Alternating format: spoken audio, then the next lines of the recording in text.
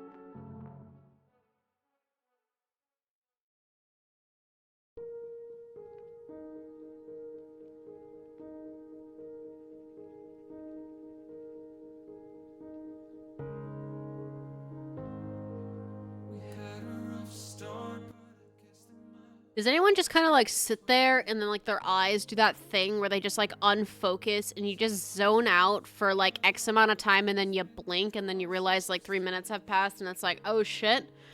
Stream startup, that's what I'm doing. Cause that's what I just did while I was just staring blankly at my monitor while getting things ready. I was like hardcore going through, putting the announcements out and doing a whole bunch of jazz and then enter message. I gotta get a new timer.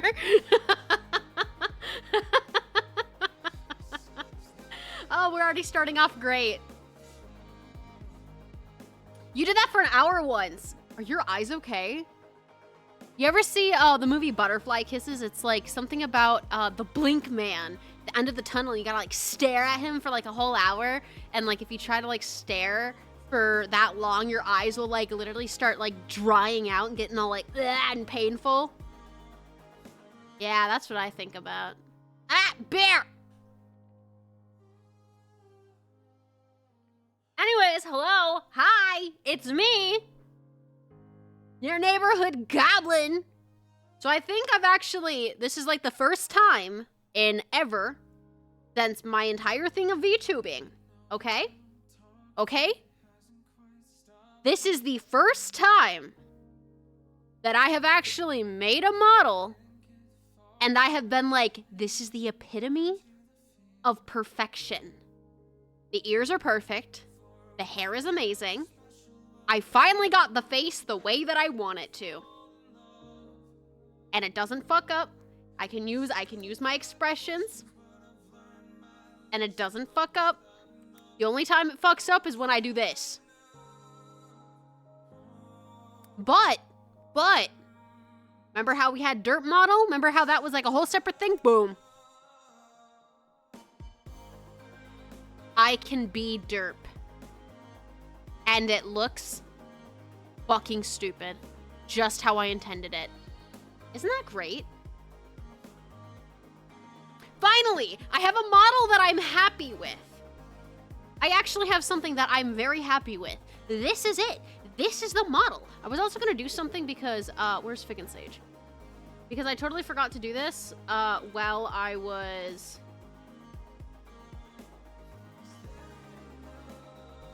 getting things ready, is I forgot to fix their output, so when they are used, I can hear them. Derp, derp, derp. Where my eyes are slightly offset, and I look dumb. It's great! It's great, it's a toggle now.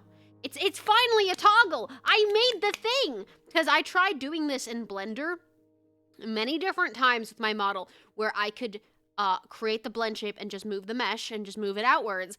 But anytime I did that, I had the problem of my eye literally completely shooting outside of my head when I would blink when the toggle was on. So I gave up on it. Bear. Bear. Ma'am. You are just so happy. You are so happy to be held. Ow! You hear this? You probably can't. Okay. Go be elsewhere. I love you. Mwah. Mwah, mwah, mwah, mwah. You're so fucking cute. But I finally have a model that I'm actually happy with. And so I was also shopping around, right? I was shopping around for a new background. I wanted a nice looking bear. I said fuck off. Bear. I was shopping around for a background, and I was browsing around on Etsy because, yeah, Etsy's such a good source. Box time? Where's my fucking box? Where's my fucking box?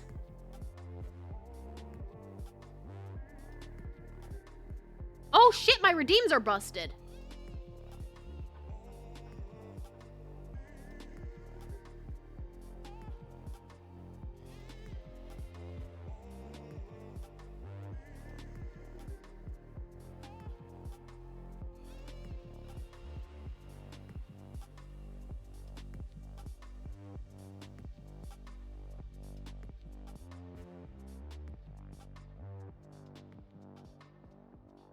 That'll be later.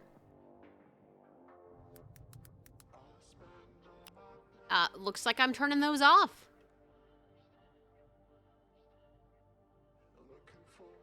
Ah! No box time for me today, I guess. God damn it. Why can't I ever have something go right for me? Why does something always have to break? Ah! Hello, random! Welcome back! Hello, Mac!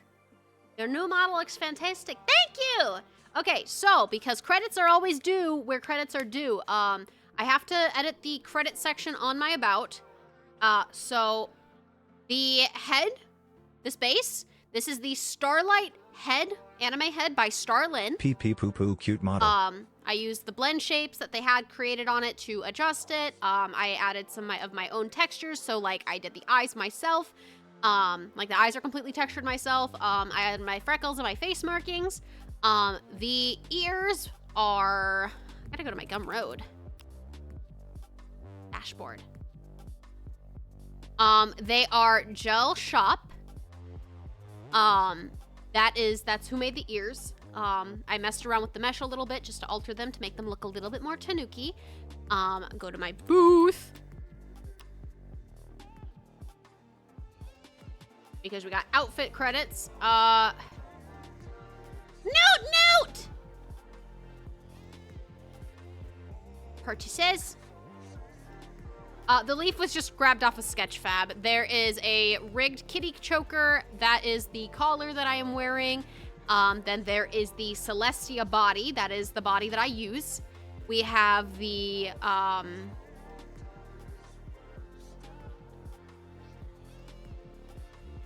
the bodysuit was free? So it's not in my purchases. So I'll have to track down who made the bodysuit. And then it's the summer outfit for Celestia. It would be the summer street outfit. Is the outfit that I use. And then there's also a punk outfit. The punked outfit for Celestia. Those are the stuff. I will put the credits in my about.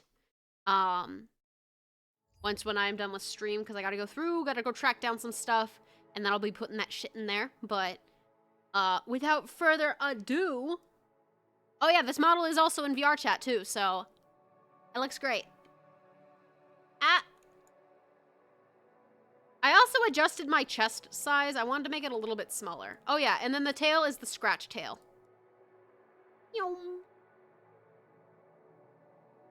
Can you see that? Here's me. It's me. That's just the outfit. I did the texturing for the outfit myself, for the top, for the jacket. Until I can actually get the, something commissioned to fix, like, the hood part on the jacket, this is what we're rolling with. But I would like to get the hood to be, like, more, I don't know. I don't like how the hood sits. That is probably my only complaint. But other than that, I actually have a 3D model that I'm very happy with. Rawr!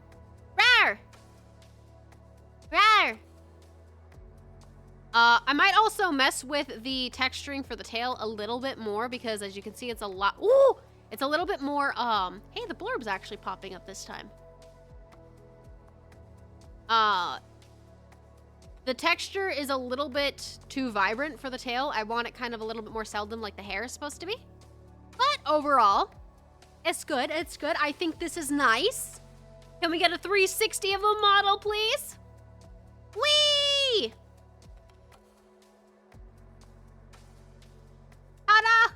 Oh, I also found this out. You are not gonna believe what I figured out while I was fucking around with this yesterday. You're gonna be shocked. Ready? Ah! Wait. There it is! Look at me! Look at this!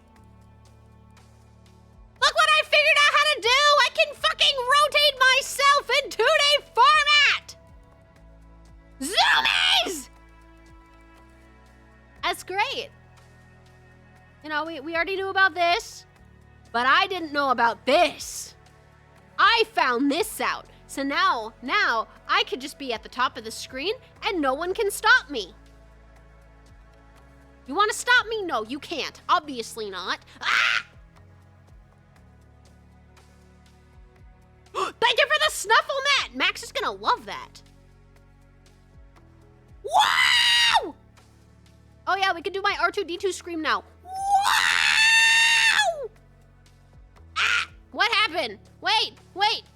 Ooh, interactive kitty toy. Oh my goodness, you guys are getting spoiled today, cats? Look at that. Wow. Wow!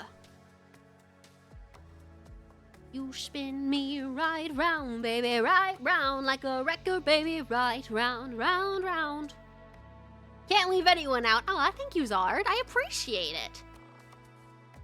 Brandy, I took a cute video of Brandy yesterday. She was playing with one of the toys that Akai actually got for the cats for Christmas. Bran was having a blast with it. Rhaegar loves the thing with the balls. He'll just sit there and he'll just like sit there like, oh, wow, it's going around. Oh, and he's very into it. He's very into it. Bear is figuring out what she likes. They do like the string toy. Granted, we had to sacrifice the bouncy toy that came with it that was on a pole because we needed a snake to fish out hair that was caught in our sink that clogged it. So Alec did the thing and he made a sink snake with one of the cat toys. So it got sacrificed, unfortunately. Yeah. I guess our drain was clogged from, like, past people that were living here. And so, like, my husband, because, you know, he shaves in the sink, and so his hair. But there was, like, blonde hair in the sink, and my hair has not been blonde for a long time. So, Yeah, I fished out a shit ton of, like, long-ass hair that was in the sink. It was a lot. It was a lot. I almost took the sink apart. But yeah. And I'm like, I could have called maintenance. But I don't like people. I don't like dealing with people. So it made more sense to take a metal thing and just shove it down there and pull hair out.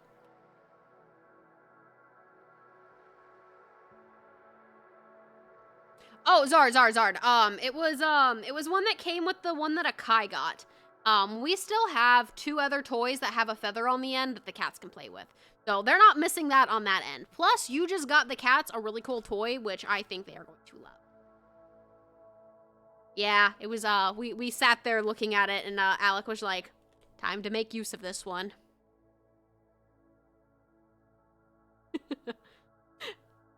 I'll add another one to the wish list. I'll add another one to the wish list for cat toys. I think I'm gonna turn a lot of my throne wish list, besides like the cool stuff I want. I think I'm just gonna be adding like a lot of like stimulation stuff for the cats and dog. Glad I'm feeling better. Thank you. I'm glad that I'm feeling better too. Like, I'm very glad that both Alec and I are feeling better because he was not doing good last week at all. Like, I was really worried about him. Poor dude was dying. And then I wasn't feeling good on top of that. Thankfully, my cold was a lot less than what his was, but you know, man, when they get a cold, then it's the end of the world for them. At least that's how it is for my husband. Oh yeah, no, unclogging drains are fucking disgusting. Like, that's something that I wish apartments would do better on, like when they rent out places, is they just surface clean. They never clean out the drains. They never clean out the pipes. And so when you actually have to go clean it, then you're cleaning out somebody else's ick. And it's like, ew. That's where I cannot wait until, like, Alec and I have our own house. I cannot wait until we can afford to have our own home. We can buy our own house, and do that. Yeah, I had a cold over the weekend too, and it made me sleep so much. It's finally over today. Man, like, it wasn't yesterday. It was the day before. Like, I got up. I was gonna play Final Fantasy. I think I logged onto the game, and then I just got hit with this huge wave of sleepy, and I was like, oh my god, I need a nap. And so I went and crawled in bed, and then I slept for like an additional 4 hours. And then yesterday, I slept all the way almost until noon. Today I actually got up at 8. I was actually up pretty early today. But I also treated myself with a Monster energy drink. Not sponsored, but hey, Monster. You know where to find me. Yeah, it was the creamsicle, or the dreamsicle, the orange one. I haven't had a Monster in a very long time, and so I was like, I deserve a treat. And then my husband, greatest husband ever, right? He got me my adult-sized sippy cup. And no, it's not a fucking Stanley. Not a Stanley. Absolutely not. We are not a brand name bitch in this household. I had Moderna Vax 7 dose of COVID on Wednesday, and that knocked me on my ass. And IBS had a flare-out. Oh! Everyone's getting sick. It's the sick time of the year. No. No, there is this cup. Cause you know, I do like water bottles. I like tumblers, stuff like that. I'm a materialistic bitch like that. And so, you know, we have my boba cup that I've been using since my birthday, and so it's time that, you know, I get an upgrade, or, you know, I get a new one. Give this one a break. I don't know, I like using cups for a certain amount of time, and then I'll swap them out. And the only other water bottle that I have is my travel water bottle, and that's the big ass one that I yeah, no, that we used to use that one for stream. We used that one for like an entire year. I'm glad I only get sick once a year. I feel like we all, for the most part, get sick once a year, but it varies on how sick we get. That's yeah. It is the season, absolutely. But it's this funny name. It's the brand name is very funny. You could definitely tell it's a very off-brand thing. But the cup actually looks really good. Honestly, I think it looks better than Stanley's. And they have like a gradient color, so it's I got the color mint, so it's like this green color on top, and then it fades into a blue, Zard. It fades into a blue, and it's really fucking pretty. And it was only like $17, and because Alec didn't know what to get me for the holiday, I sent that to him, and I was like, one of these. I want one of these. Get it for me as a present, and so he did. And so it's gonna be coming later this month, like the 16th through the 18th, which I'm excited about. I'm gonna have a tumbler again, because I used to have a it wasn't a hot pink, it was like a bubblegum bright pink. Meow. Tumbler that I had was a Yeti. That was back like once when the Yetis were like the end all be all and everybody had to have a Yeti. Like they had so many marketings happen because of how those cups were so well insulated that they started making fucking coolers out of them. Remember that? Now it's Stanley's. Everybody has to have a Stanley.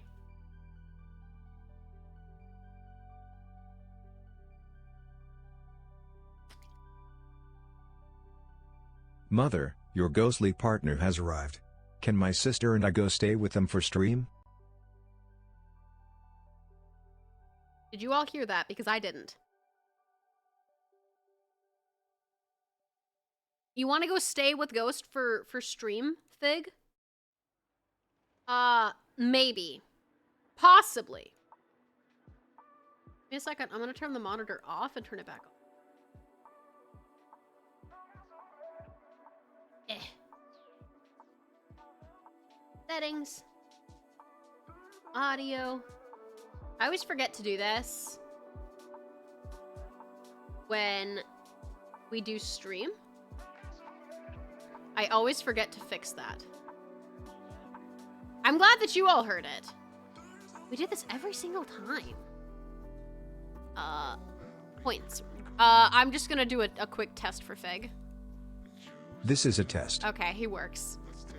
Yeah, I forgot to fix the audio output for him. Whoops. Sorry, kids. I muted you. Imagine muting your own children.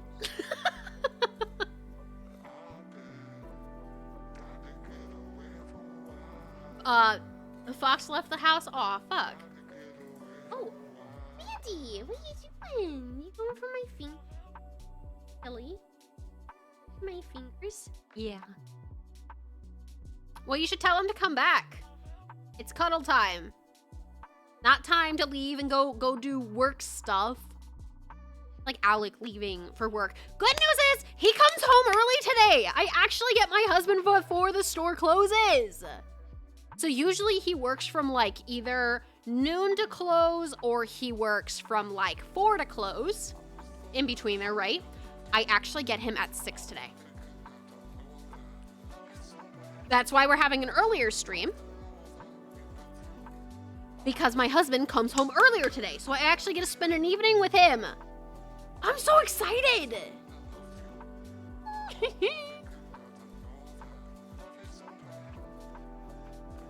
You got called into work to cover a shift for tonight? Fuck. Damn. You both got busy today. That sucks. Okay, who is on my... Oh, it's a Brandy. Brandy's on my footrest. Of course she is. You have to work here in 2 hours. Ugh, work. I mean, technically I'm working. I'm working with you guys. I'm working with chat. I'm hanging out. That's the good stuff to do. Covering a shift. Everyone's covering a shift. I think everyone's getting sick. My husband's work, because a lot of people have left. They're very, very undermanned, and so it was not exactly a good thing that my husband had to call out for like 2 days because of being sick. So, fun stuff. You have to work for another 8 hours. That's good. 8 hours is 8 hours, man. That's time for like some rest and some food. Some relaxation. Oh, I was trying to talk about, this behind me. Right? Looking at it and you're like, wow, son, that looks really fucking good. Thank you. It was an AI image that I fucking took off of Etsy. Right? So, can confirm got sick yesterday and slept all day. Oh my goodness. Everyone's getting sick. Yeah, so, obviously it's not AI anymore. because I refined it. I actually put my own little twist onto it. I actually added details that you can actually fucking see. And the background doesn't get lost into literally everything. So I was looking on Etsy because I wanted to do like a new background, right? And I found this one and I was like, oh wow, that's really pretty. It's even animated, wow. And then I was looking at the comments and then a lot of the reviews on it was, I wish I would have kept reading because this is a fucking AI background. And it was like $20 for it.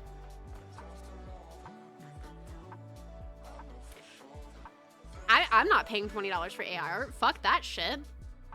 So yeah, I right-clicked it, I copied the image, I imported it into my art program, and then I edited it heavily. No greenies parts on it or anything. Look how pretty it is. I was sending Happy like all of the screenshots while I was working on it because I was like, I'm taking this and I'm making it my background. Because, like, don't get me wrong, this is definitely an aesthetic that I wanted to go for. Like, it looks very nice. But, like, the wood in the background, you couldn't even see that stuff right there. It was so blech and grainy. But it just, it looks so much better. Like, 100%, if somebody is trying to sell some AI artwork, take that shit and do this to it. Bing bong, exactly. Fucking womp womp, bitch. Like, do it. Do it. What are they gonna do? Sue you? They fucking can't. They can't. Copyright strike? Yeah, no, debunked. Cry about it. I ain't fucking paying for AI artwork. I will, however, definitely take it and I'll put my own spin on it. Therefore, this background is actually mine now. Literally. I own it. Because I actually put my own spin on it. I actually colored on it. I actually added shit to it that you couldn't fucking see. Like, the background on it is actually completely different. Like, I completely cut that AI shit out of the background, and I did that. I did that myself. Go cry about it, bitch!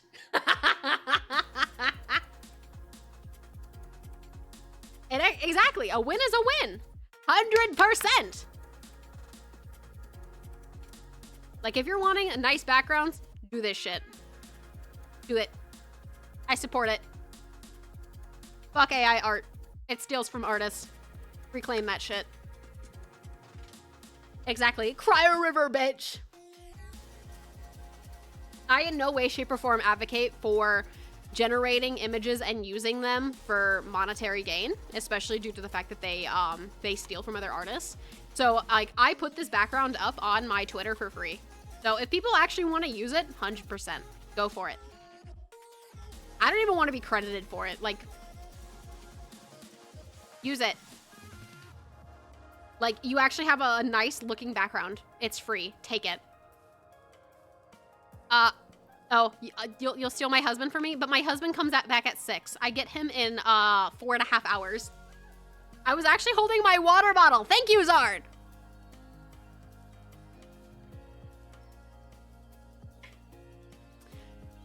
Yeah, like, it's such a frustration of mine because there have been so many artists that I have wanted to commission, and then it comes to find out that they're fucking AI art, and I'm like, it's like there was this person, I really enjoyed their backgrounds because their backgrounds look good. And when I started learning about the differences between real art versus AI, I found out I was actually following quite a few AI artists on Instagram, and I'm like, are you fucking kidding me? Because, like, the backgrounds were really aesthetically pleasing. They were really colorful. They were nice. It would be like a tree, and then it would be like rainbow clouds and stuff, and it was really pretty art. Come to find out, it's fucking AI. And I'm like, are you kidding me? And then people get praised for that shit. The fact that people actually pay for it. No. No, I'm gonna take that shit. I'm gonna take it. I'm gonna replicate it. I'm gonna make it mine. Bitch. Scrooge. Ugh. That was good, Scrooge. So the plan tomorrow, from what I'm thinking, is we're probably going to continue with some Nier, but I would also like to be able to do some VR content this week. Because it's been a second since I've been in VR because, you know, not feeling well. So maybe we'll do some VR chat adventures. I kind of want to find like a nice place just to hang out. Play some games. Maybe we'll do mini golfing again in VR. That was fun. I also am working on adjusting this model or trying to make a more full body tracking friendly model. Because while I do very much enjoy the Celestia model, the proportions are definitely off when it comes to full body tracking. So that makes it a little bit hard to have nicer body movements. But I would absolutely love to be able to have some more VR streams and do some more Beat Saber. Like I want to get back into Beat Saber. That stuff was fun. I do need to get the counterweight still for my my index, which I'm probably gonna add onto my throne because the front, like the vision area on the Valve is actually really fucking heavy. And so one of the reasons why I struggle on being in the VR so much versus the Vive is because the index is a lot more like front heavy. And so there's a counterbalance that actually helps that out, so it puts less strain on my forehead. So I'm probably gonna end up adding that to my throne as well.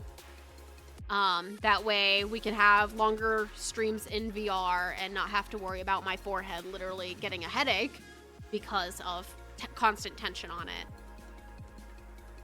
Like, don't get me wrong though, the Valve Index is a very good headset. Like, audio-wise, visual-wise, sound-wise, I do very much love the Index.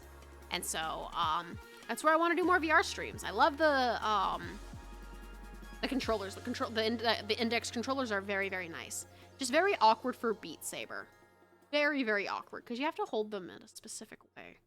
And the strap kind of, like, I don't know, it pushes down on where my pinky is, and so my pinky area, that bone joint area, kind of hurts a little. But maybe I'll get used to it. Maybe that's how that works. I do gotta charge up my trackers, though. Huh. I need, like, an extension cord that I can plug in, and then get, like, bricks for all of the plugins for my controllers, because I have so many. Because I do not have enough USB slots for it. Oh, man. And then we're also still looking at next year moving. So that is definitely something that is still in the works. I don't exactly know when. We're shooting for like around July. So like around the time that our lease ends is when we should be moving. So that's gonna be eventful. I redid my dolls last night. There, oh, nice. They look amazing. Nice! What kind of dolls? I'm looking forward to it. I am very much looking forward to getting the fuck out of Texas. I know Alec is too. We both really want to get out of Texas because this place is a shithole. I went over to Silver's for New Year's, which was a lot of fun. We had sushi. Sushi was really, really good. We just kind of like walked around and hung out. Ah, leaving Texas. Yes, Rob, we're leaving Texas. Alec has to get his license still. Take me with you. I would if I could. Alec is working on getting his driver's license still, and then when that is a thing, then he's gonna be looking at the railroad, and then if he lands a job, then we're 100% gonna be moving. And thankfully we have somebody who is in the railroad, cough cough, Kyle. So hopefully that helps Alec get a job there. And then we'll just have him come and help us pack up and leave. Which is exciting. Very much looking forward to getting out of Texas.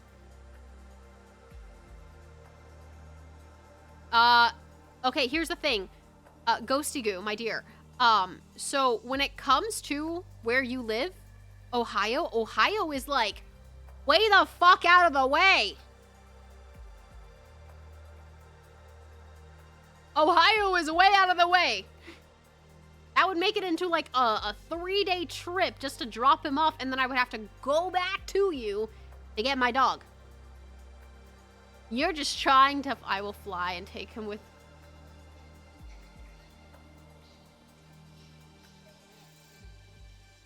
Oh my god. He's never been in an airplane. Plus, you'd have to buy 2 seats because he's massive.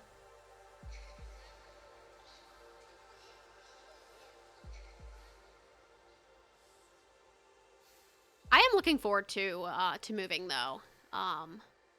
Thankfully, we don't have overly much stuff. So, like, it took us less than a day to move everything into the apartment. So it should not... it shouldn't honestly take all that long to pack up, because we're gonna be putting the stuff, because Kyle is gonna be getting he has a truck, and then he's probably gonna get a U-Haul trailer, and so a lot of the bigger stuff will be able to be in the back of his truck and then in a U-Haul trailer. Oh, your Coraline dolls. Nice, nice, nice. Then I can meet Fox. Hello, Strawbee. I use for project buttons my minis one. These dolls are going 2 years old this year. Very nice, Justine. That's awesome.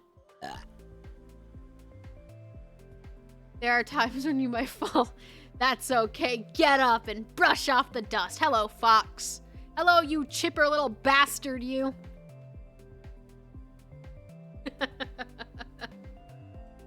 Oh, man.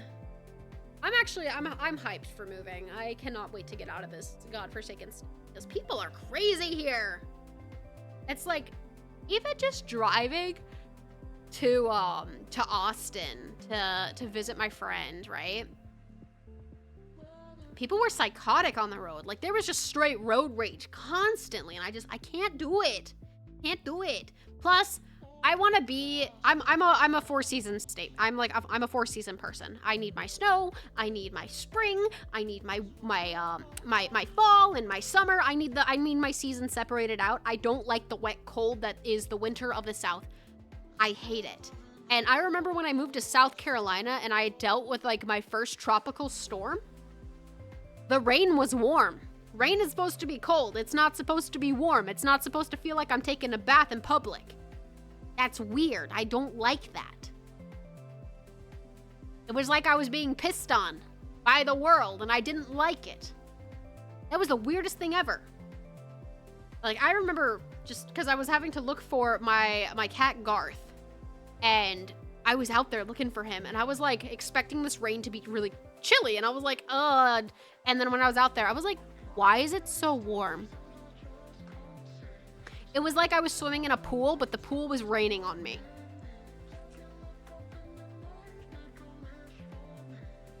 There's some wear and tear. I have to repaint in some areas. Wear and tear's not bad. I never agreed to that. Ghost, I never agreed to that. You just keep assuming you're stealing my dog. I know you like my Saint Bernard, but you can't have him. Yeah, I hate hot rain. Hot rain was the weirdest occurrence in my entire life. I hate it.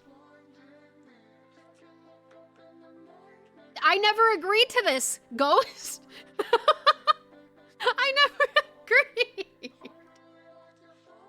Missouri gets really cold rain. See, I'm from Minnesota. Like, the most that we get is pelted by hail. Like, I distinctly remember it was me, my brother, and 2 of my cousins, right?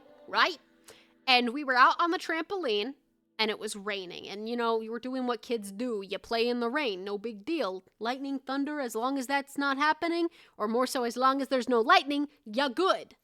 And so, you know, it's thundering, and Ghost! I never said you could do that! Anyways, so we're sitting there bouncing on the trampoline, right? Having a good old time. It's like, it was sprinkling and we're like, more rain, harder. And so it starts pouring down. And we're like, yeah, the sky's listening to that. And we're chanting like more, more, more. And then it starts hailing. It starts hailing. I was like 8, 9 years old when this was happening, and so I'm screaming, and we're falling over each other trying to get off the trampoline and run inside, and the house is like across. Like, the house is pretty far away from where the trampoline was. Like, I grew up on 80 acres, okay? I grew up in like the bumfuck nowhere, okay? Like, this, it was very far away, and so, you know, we're falling over each other to get off of the trampoline. My older female cousin, like, face plants, and her glasses go flying, and this bitch is, like, legally blind, and so she's pulling the whole Scooby-Doo Velma thing of, where's my glasses? And so, her brother is helping her, and my brother is booking it, and he fucking tumbles over himself because he got hit really hard in the back, and you just hear him on the ground just going, ah! As he's just being pelted by ice. And I'm just standing there like it's a fucking war zone, like, oh my god, what is happening? What do I do? What do I do? And then, like, my biological father comes outside and he's screaming at us to get our asses inside, because I guess we were gonna get hit by a fucking tornado or some shit. Like, things happened really, really fast. Like, the sky was turning green, everyone's panicking, all of us kids are crying, and we're inside, we're all shivering, we're full of fucking welts. And then you just watch the sky change colors, and the wind picks up, and there's a fucking tornado. It was fun. It was fun. I had a great childhood. And you know what we did? Afterwards, me and my cousin got into a fist fight over it. And somehow I shoved my hand in her mouth. I don't know why. We were laughing afterwards. It was great. It was like one of those moments where, like, her gums were bleeding, and we're like, how did that happen? Children, what is wrong with us? We were all violent. I was a very violent child. Okay, so July, we're trading the... I never agreed to that! Ghosty Goo, my dear, I think for that week, I would prefer my lazy, aloof dog. Especially if we're moving. I think that would be, like, too much stress. I said maybe. I said maybe. I never agreed to when I 100% move, though. I was unsure. I'm unsure. I don't know. I agreed months ago. I can change my mind. Ghost just wants to steal my dog.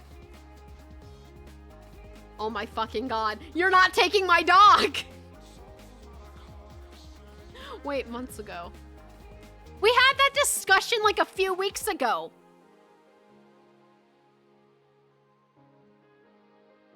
You can't take my dog! You can't have my medical equipment! He's mine! He's mine, and you're not allowed to have him! He's my baby. Mine. I dyed his tail blue. His tail's blue. It's cute. He's really cute.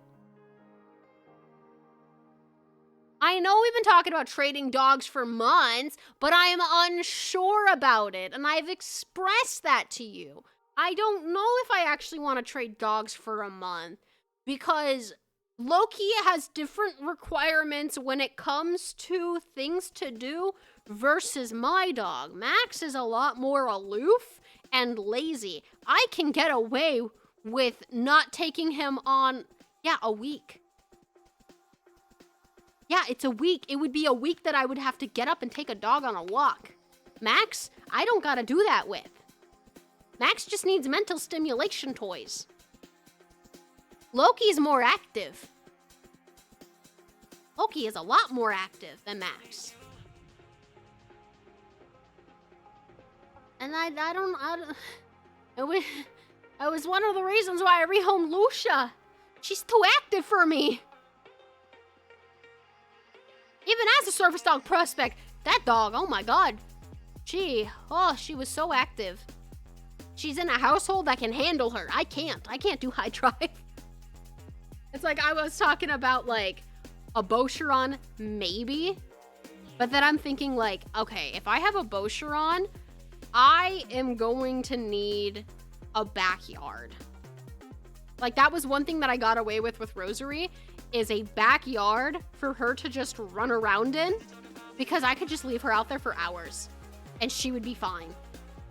She could run around, she could lay in the yard, she could be out as active as she wants in the yard. And that I like that. That is good. I don't have a yard. My apartment complex doesn't even have a fucking dog park. I'm perfect? No, I'm not. I'm a crack fiend. Where's your cocaine? Give me. Loki did outrun and outplay them. That's the thing, is I remember this. I remember Max and Rosary being tired. And Rosary was typically the overbearing one. I miss that dog. I hate that my ex-husband fucking ruined her. Like, Max and Rose, they would play all the time. I would just leave them outside for a few hours. I could see them in my office. Things were good. I could monitor them, all of that. But I live in an area... I live in an area that I don't have that ability to. My poor dog. Like, I wish nothing more than for Max to be able to have a playmate and to play outside. But it's like, honestly, if I got another dog, I'm thinking Bernese. Or another St. Bernard. 2 large breeds. Maybe a bloodhound. Maybe. Yes, I actually do have something going on tomorrow evening. So tomorrow, because Alec is off work, the 3-year anniversary of his dad passing ended up coming up on the 6th. And so we're going over to Ma's house, and we're gonna have a drink in his honor and spend some time with the family. And then Wednesday, Alec and I are cleaning the apartment up. Wednesday's cleaning day. I love Bernese too. It's like, it's either that or the Swiss Shepherd. Like, a Bernese looks like a St. Bernard in reverse. Oh, that was a poorly... Guys, hey, chat, do you want to see what a poorly bred Bernese Mountain Dog looks like?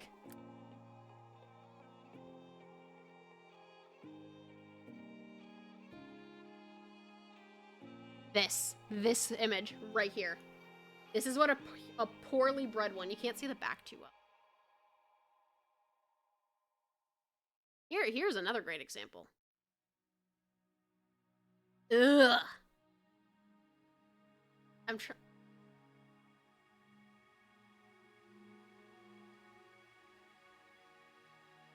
I'm gonna just move the chat over. See that back? That is horrible. Oh, that is horrible. And those back legs, ew. No. No, no, no. This one's just fat.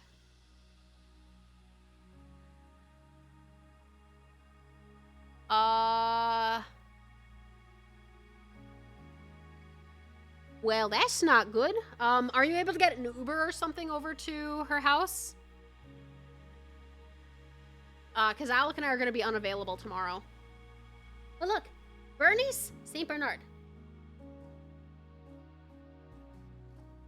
I'd probably get a boy, or if I got a girl, I would have to have, obviously, they would not be fixed, they would not be bred, and I would have to get the, whatchamacallit? The chastity belt. I know, I was gonna say Loki, yeah, no, Loki looks way better than that. Like, one of my biggest problems when it comes to large breed dogs is how poorly bred they are. Like this one is nice. This is a good dog. Look at that. The structure on this one is actually really good. Those legs are very nice. You can actually see definition, the tuck, and how the head is shaped. That is good. That is a good Bernese. No, it's like, oh god, look at this one. Besides the fact that it's overweight. Here, I'm gonna move myself over.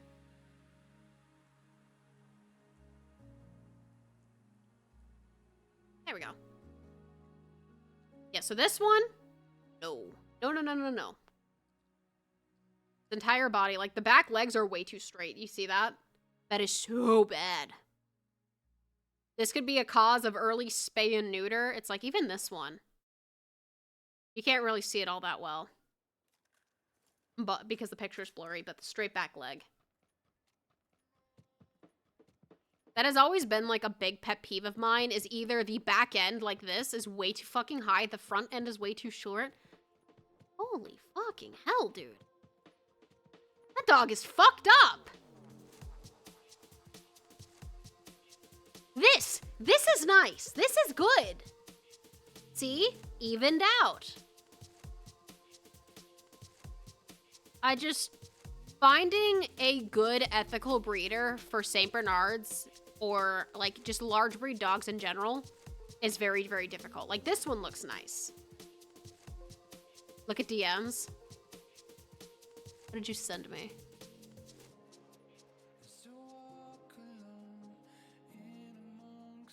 Oh, if you all want to see a nice looking. So this is a Swiss Shepherd. Beautiful. So you see how you actually have a knee and a hock heel? So a lot of times when it comes to poorly bred dogs, this will completely look like one ligament. Like it'll be a complete straight line down, and you always want to avoid that. You want to be able to have angulation, or to be angular from the knee to the heel or the hock, which is what this is. Ooh.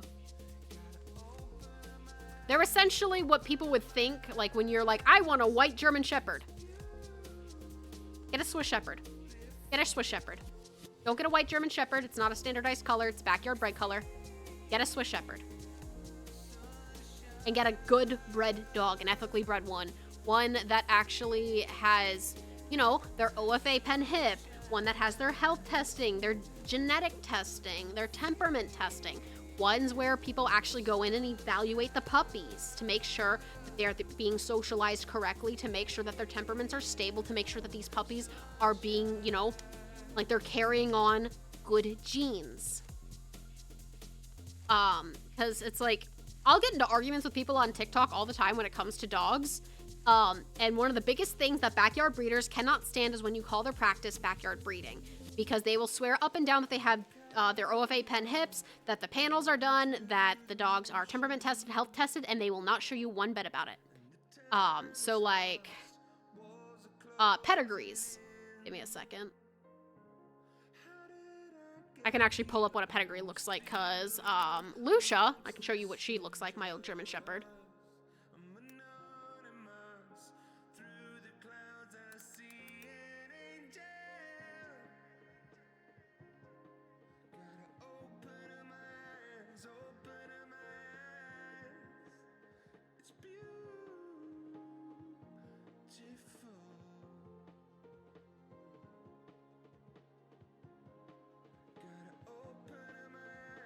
So, this is Lucia. This is my old German Shepherd. Which, when you're looking at stuff for breeders,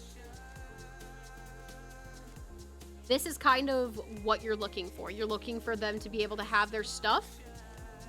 So OFAs, OFA elbows, OFA palates, their hair eyes, the cardiac, the DM, their canine Scott syndromes. You want to know about this stuff. And then for the pedigree,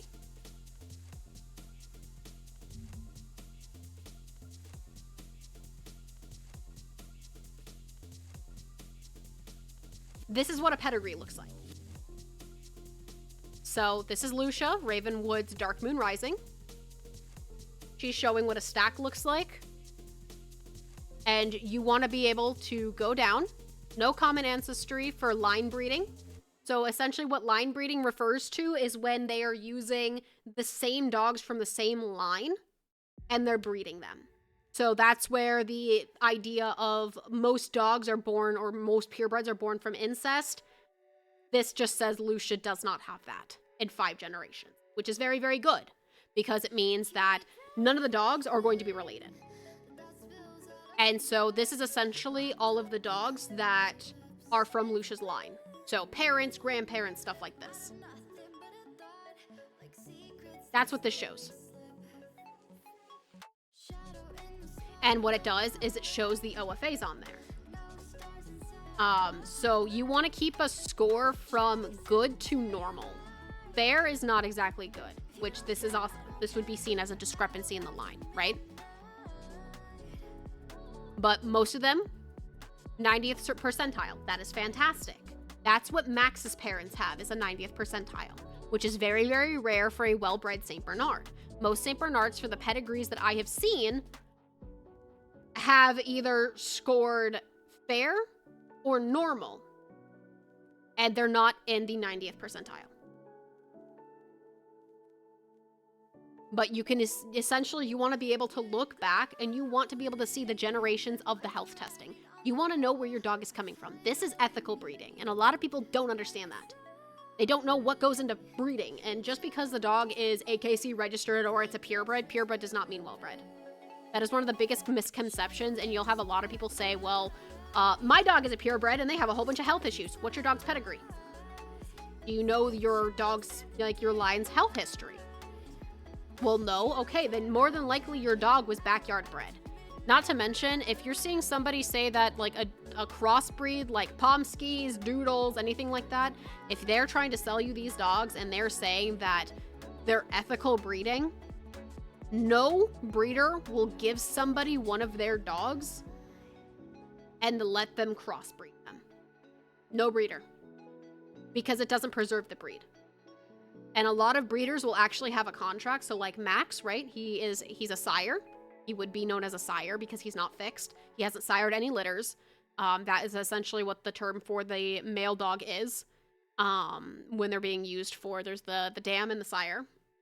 I have a contract signed specifically with my breeder that everybody had to sign, essentially saying that their male dogs will not sire any litters without consultation from the breeder, and that the dams will not have any pups. Anybody that violates that literally signed that they are liable to a $10,000 fee.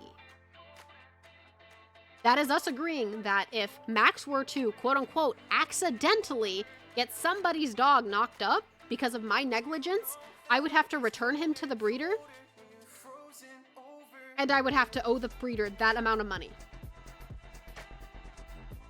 That is what a lot of breeders will do to protect their dog, to protect their line. That is ethical breeding. And it's such a huge frustration of mine to see that you'll have people like doodle breeders, Utah doodles, like them, who says that their dogs are ethically bred and that they, again, a mutt like Loki should not look better than a purebred, well-bred dog. Yeah, that's a very, very good statement. But you'll have like Utah doodles or like these people who are breeding Merle Frenchies on TikTok, and they don't want to acknowledge this. They'll have their phone number in the live stream, and no ethical breeder will sell their fucking puppies to a random person on TikTok. When I was getting Max, I had to go through an approval process to obtain Max, which took time. I had to get to know the breeder. I asked all the right questions. I explained the purpose of why I was obtaining a St. Bernard. And it's like there were 2 puppies that went from Max's, his mom and dad's litter. And the breeder's very unhappy with how the people are treating them. Essentially, you have a rough coated, so there's smooth coat and rough coat. Those are the 2 coat types for St. Bernards. Rough coat would be like Max, long haired. Smooth coat would be short haired, where they look like more of like a mastiff, right? Like a bull mastiff look. And essentially the owners shave them, which is horrible for a double-coated dog. And the breeder actually rewrote up a contract that his now people sign, in which I honor to sign, where essentially mistreatment in the grooming of the dog also is means for surrender to the owner because it's showing negligence on the owner's part. You never shave a double-coated dog. Absolutely not. And there's a lot of breeders who have rules like that because they want to make sure that their dogs are in good health. But so this would be one of the dogs from Lucia's litter or from Lucia's family, right? Beautiful dog. Beautiful. But this is essentially what they all should look like.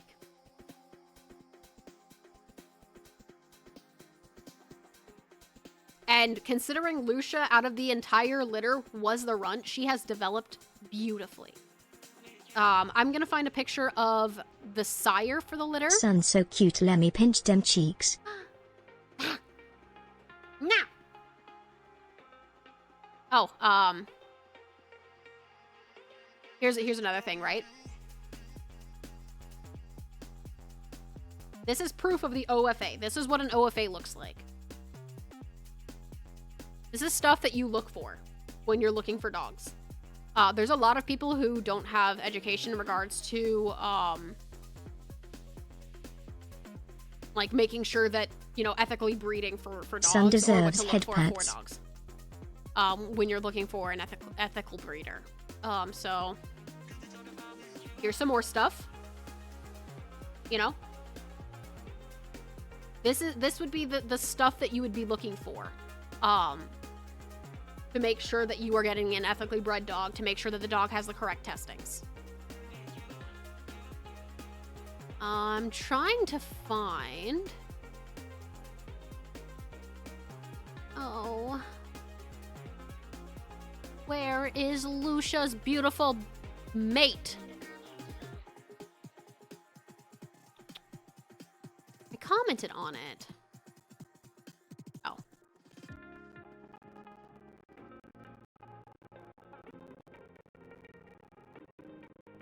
So this is gonna be the dog that Lucia is gonna be having puppies with. Look at him. He is gorgeous.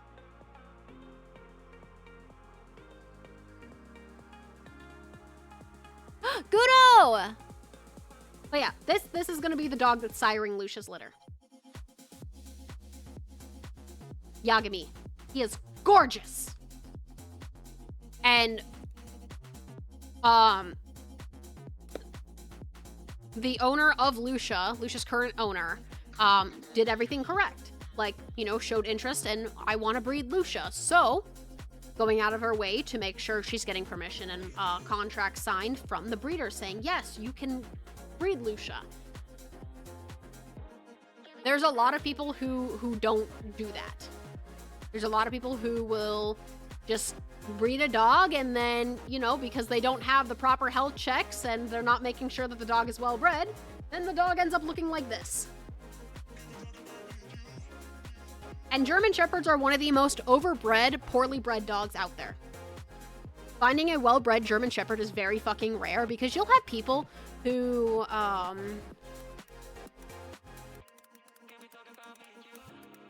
you'll have people who specifically breed for colors, right? And by colors, I mean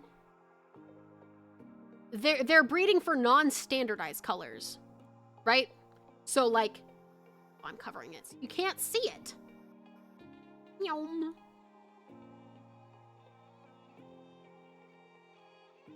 So like panda, right? Panda is not a standardized color.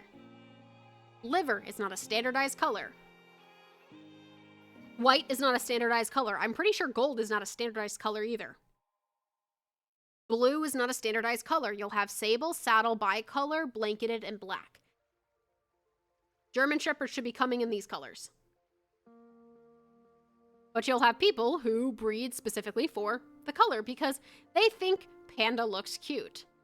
And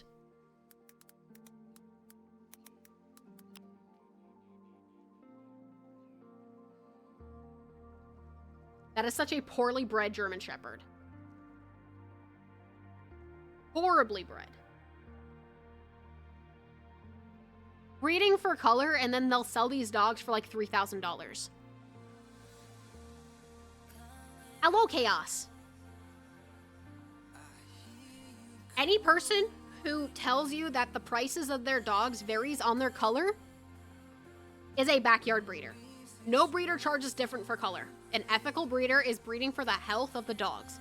If they have quote-unquote rare colors and they're telling you, well, this dog is different, so they're gonna be priced differently. They're gonna be a little bit more than, say, the regular color because they're rare. They're a backyard breeder. They're not breeding for the betterment of the breed. It's like one of the biggest problems that you'll see is double merle.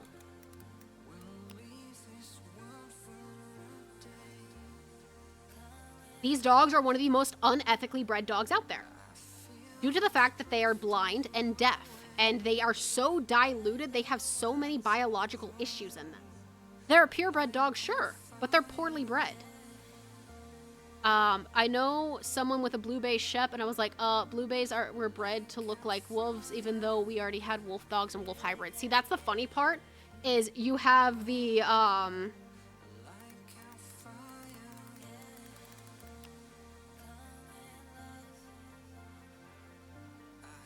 this is a fucking purebred dog that looks like a wolf.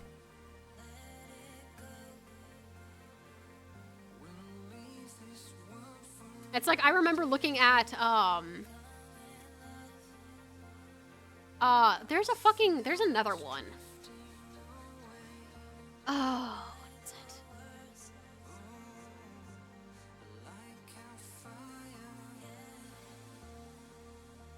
So this would be, Tamaskins, yes, Tamaskin. So there's the Native American Indian dog, and then there's the Tamaskin. Native American Indian dog is a very old breed of dog, and majority of the dogs that you will find that are supposed to be the Native American Indian dog, they're actually so horribly bred because of how many unstandardized people were mixing dogs into the breed. So the breed is essentially diluted to the point that it almost doesn't exist anymore. That's where it's considered to be one of the most rarest dog breeds out there. But a Tamaskin, great example. I was trying to think of the name. If you want a dog that looks like a wolf, Tamaskin. Get a fucking Tamaskin. Don't get a fucking Blue Bay Shepherd. They're not real. That is a backyard bred dog. Oh yeah, King Shep. The King Shepherd, which is essentially a backyard bred, oversized German Shepherd. And then,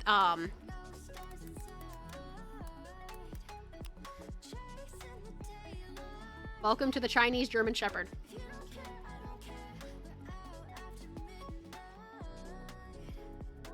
I hate these dogs with a fucking passion. They have genuinely ruined German Shepherds. So, right here would be the regular, like the typical German Shepherd we know. This would be the Chinese Shepherd.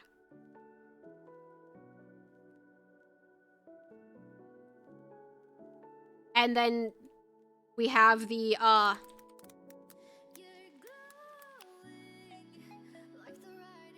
my favorite, the Micro Bully. One of the most backyard bred dogs, too. Please tell me what about this is cute.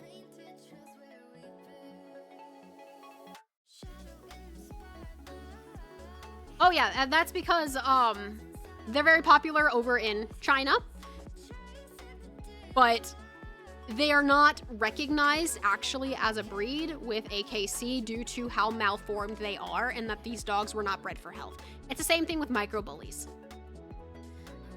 Apparently, a dog like this cost $10,000.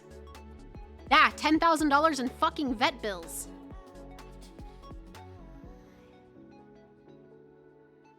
Like, this one is a prime example. Exotic bullies, micro pocket bullies. That is so deformed. And people think that that's okay. You'll have people showing these dogs off thinking that they are so good looking. And I'm like, the arthritis. This dog is screaming arthritis. How does that look good? How does that look good?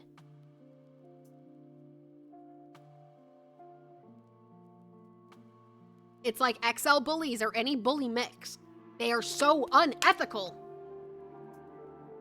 And then because of that, you have people who get these dogs that can't control them, and then you have things that are happening like in the UK where there are people who have bans on them, and then you have irresponsible owners who think that it's quirky to have their dog quote-unquote wear a muzzle but not wear it correctly, and then it's obviously the tool's fault. Your dog isn't dejected because it's wearing a muzzle. It's dejected because you didn't condition them to the tool correctly, and they're reactive to the tool now. It is so easy to poison tools. So easy to. That's like,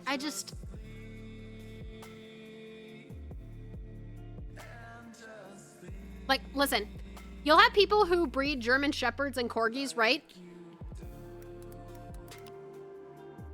Get a fucking Valand. Get a Swedish Valand. You want a corgi looking husky? There you go. Get this fucking dog. Get this dog. Stop doodling my poodle. Stop ruining dog breeds because you want something that's cute. This guy, he is adorable. He is precious. Why not just get this? Why not just get this? It's like you'll have, right, Pomskis, right? You see this?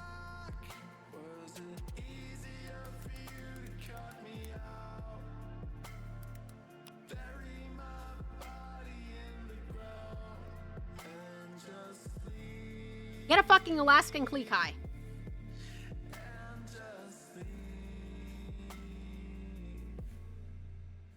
Oh yeah, that's another thing too. Belgian Malinois and Belgian Tervuurens are literally the same fucking thing. A Tervuuren is just a long-haired Malinois. For whatever reason, the AKC separates them. They're the same fucking dog breed. You get a Tervuuren. I remember, so this guy, he was when I was working at Home Depot, right? This guy was talking about, like, he brought a Tervuuren in, and I was like, oh, okay, that's a nice Malinois. And he's like, actually, it's a Belgian Tervuuren. And I said, actually, it's a Malinois. The AKC just recognizes them as their own breed because they're long-haired, but he comes from a Malinois. And the guy just kind of looked at me. And I was like, it's not the super rare dog breed. You just have a long-haired Belgian Malinois. It's a Belgian Shepherd. And he got really quiet with me, and everybody in my, like, my customer support area just kind of stared at me and was like, I was like, sorry, I know a lot about dogs. When I finally get a dog, I'm definitely getting your help. Yes! Come to either Ghost or I for help. Because there are so many dogs out there, like...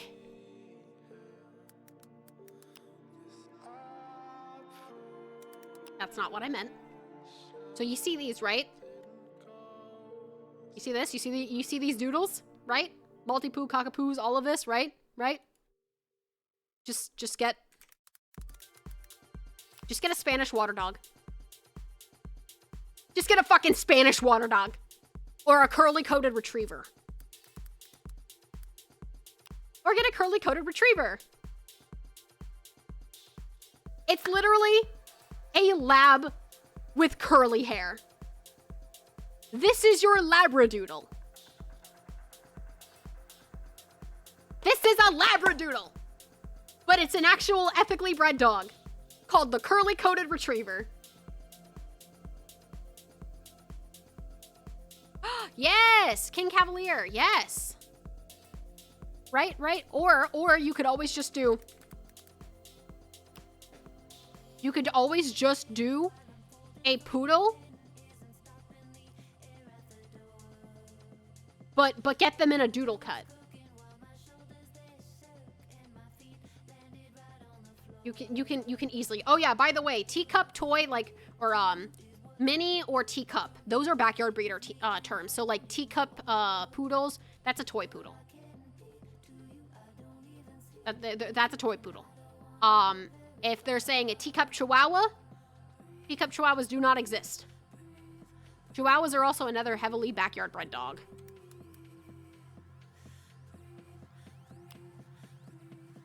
Yeah, the standard poodle, literally, you can easily get a standard poodle. So this would be a ethically bred chihuahua, a well-bred chihuahua. And this is the most standardized chihuahua that we are used to seeing because they're backyard bred. Ethically bred chihuahua, backyard bred chihuahua. Ethically bred chihuahua. Ethically bred chihuahua. Backyard bred chihuahua. Ethically bred chihuahua. Backyard bred chihuahua. Backyard bred chihuahua. Ethically bred chihuahua. I say these border on poorly bred chihuahuas. Backyard bred chihuahua. You want to know how to tell when something's backyard bred? They never look good. They don't look healthy. There is always a malformation with them. And a lot of these dogs will end up coming from puppy mills. Like, I distinctly remember, what's it called? It's a pet store in South Carolina.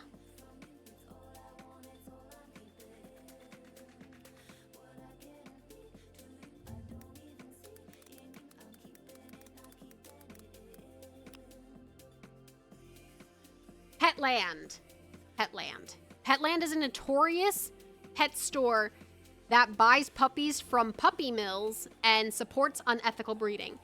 That's where you'll have Pomskis and Doodles and stuff like that. And one of my cousins has spent thousands upon thousands of dollars getting these unethically bred dogs, and then she rehomes them because she can't fucking take care of them. If you can buy a purebred dog from a store, that dog comes from a puppy mill. No ethical breeder will ever let a pet store decide the fate of their dogs. No pet store ever. Or no breeder. No ethical breeder ever. If a breeder is lined up with a pet store, they are a backyard breeder. They are only breeding for profit. They are breeding specifically for color and not for the health of the dogs. There are some people who are greedy like that in the dog world, and it's deplorable. It's like here in Texas, there is a pet store, and I remember when me, my mother-in-law, and my sister-in-law were going dress shopping for my wedding, we passed it, and my mother-in-law wanted to stop in there and look at the puppies, and I said, "Ma, no." And she was like, "Why?" And I said, "Because those are puppy mill puppies." And she's like, "Huh?" I said, "They will overcharge you for a dog that has horrible health conditions." I'm like, "You are better off going and rescuing a dog from a shelter because that's where these puppies will end up." These puppy mill puppies typically end up in shelters when they reach a specific age. They end up dumped off in the side of the road, dumped off into literal trash cans. Or they are, if you understand what that means. You are better off rescuing from a shelter than buying from a puppy mill. Always adopt or shop responsibly. Yeah, another one too is Rottweilers. Which, another thing too is there's a lot of people who will have a Rottweiler and they will say that their dog bearing, like, here, give me a sec. I can actually pull up a video of it.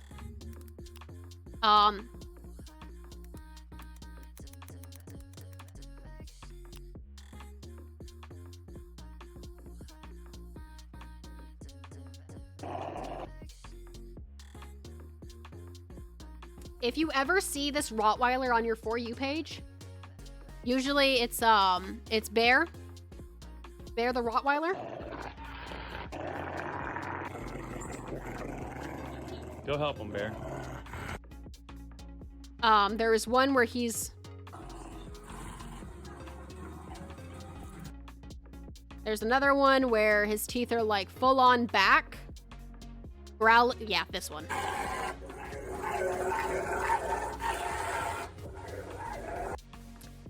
That is not a Roddy rumble. There's a lot of people who will try to tell you that is a Roddy rumble. That is not a fucking Roddy rumble. I have had Rottweilers.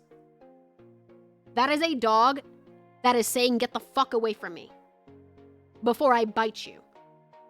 Roddy rumble does not include tongue flicking and the curling of the lips. A Roddy rumble is literally just a vocalization. That's it. Usually it actually sounds like a fucking purr. It actually sounds like a rumble, not an actual snarl or growl. That's how you can tell the difference between stuff like this, but you'll have people like this who are trying to sell it off as an innocent behavior, and then you'll have somebody who has this dog, and they think that that's what this behavior is, and then now they're in the emergency room because the dog bit them. Yes, this is aggressive behavior. This is a dog who is saying, get away from me, I am uncomfortable, but you will have a lot of people who will try to tell you to leave them alone. And it's like this snarling Rottweiler isn't angry but attacks. And literally it's sitting there, the entire behavior is saying, I am uncomfortable. And you can look at the entire thing. No dog. Just looking at this. Just simply looking at this. This is what you call a whale eye. This is a dog who is looking at you like this and they're... That is an unsure behavior. You can see that the brow is raised. The teeth... Yeah, the teeth look horrible. But the lips are pulled back. The lips are curled up into a snarl. There is a difference versus an appeasement smile or a playful smile. And this is pure aggressive behavior. This is literally the dog saying to leave me the fuck alone. That the dog is not happy, the dog is not pleased. I deal with some like vocalization from Max because he protests when I have to put him in his crate sometimes. Oh my god, yes! So like, there'll be times where I have to lead Max to his crate and he'll grumble at me. That is a normal St. Bernard behavior. That is St. Bernards being vocalizing and expressing that they don't want to do it, but they're going with you anyway. They're not fighting against you. They're just vocalizing that I don't want to do this, but I'm going to do it anyways. It's little protest. Some dogs do that. Some dogs are vocal. But this entire thing right here, nose is literally lifted up. There is nothing happy about this behavior. And his owner passes it off as, no, he's fine. Because the dog hasn't bit him.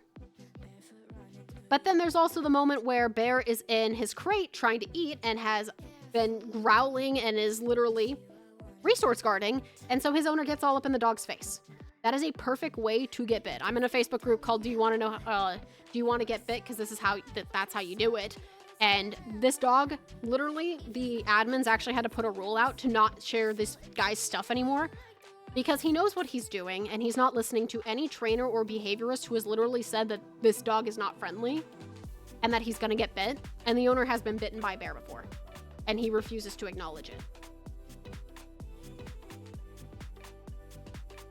Oh yeah, Dobermans are also really, really bad for behavior and for breeding, due to the fact of backyard breeding, irresponsible breeding. Honestly, my personal opinion when it comes to dogs, is that I don't think just because you can get a dog, you should get one. Genuinely speaking, I don't think that just because you had pets growing up or had a dog growing up means that you are responsible enough to take care of a dog. Because there's a lot of people who don't actually read dog body language and then they end up getting bit, or their kids end up getting bit. There's a Facebook group that I'm in because I'm in a lot of dog shit. And there was essentially, it's mainly about pit bulls. Oh. It's about bully mixes and pit bulls, and the problem of irresponsible owners.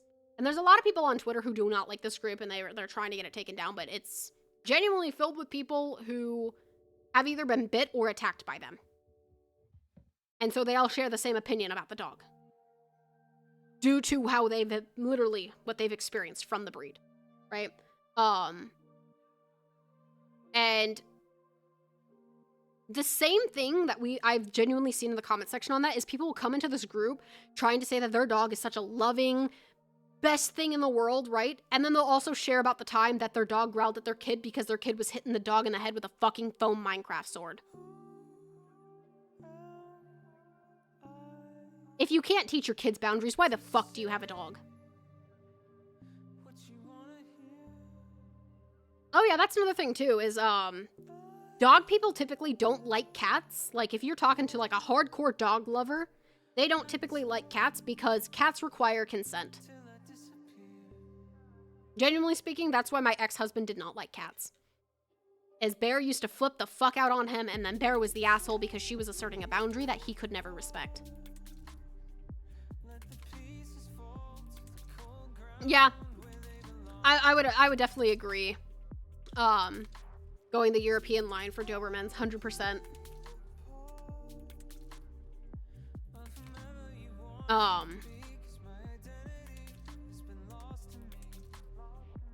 No, I just... I can't deal with irresponsible animal owners. It's like, you'll have people who will say to, like, Paul Cesar Milan, right? He is probably one of the worst dog trainers out there. The amount of times that he has literally overstepped and gotten his ass bit by dogs because he can't fucking read body language. Like, for fuck's sake, man.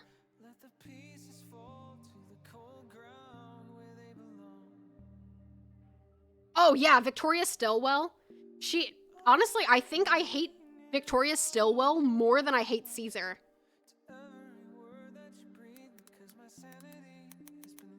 It's like, it's me or the dog.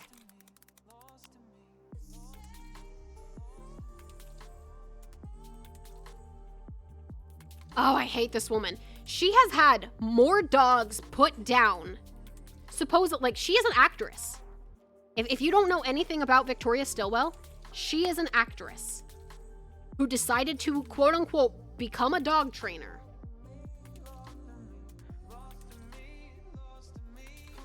And she has had more dogs put down than she has ever trained. Like, more dogs have been put down that have supposedly gone through her training program because she has made them worse, because she does not know what the fuck she's doing. She uses purely positive only techniques. So, like, hold on. I gotta show this video because this one makes me laugh all the fucking time.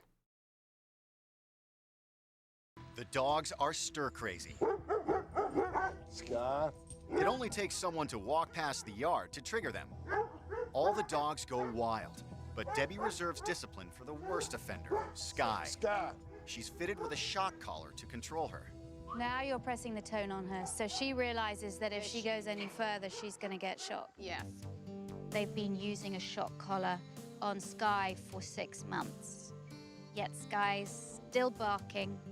She's still biting. Because they're using the tool as a corrective measure. E-collars are not corrective measures. They are communication tools. Well, yeah. So they're not issuing a command. They're just tapping with the e-collar. That's not how you use a fucking e-collar. That's another thing too, is the amount of people who use these tools that have no education on them or have no idea how to properly fucking use them. And they just put them on their dog and they just start hitting the button because they think that it's a fixing measure and it's not. These tools are communicative tools. It's why it's amazing how many dogs actually use these tools and they function just fine on them. It's stuff like that that demonizes them because you have people who don't know anything of what they're talking about and they're shitting on a dog training tool. I'll wake up and smell the coffee, of course. They're not identifying the reasons why Sky is exhibiting aggressive behaviors. They're just... Barking also does not inherently mean aggressive. Majority of the time when dogs end up barking, it's because of barrier frustration. That, legitimately. 9 times out of 10, the reason why a dog is barking, and you can hear the differences in an aggressive bark versus a bark because there's something over there, the tone is completely different.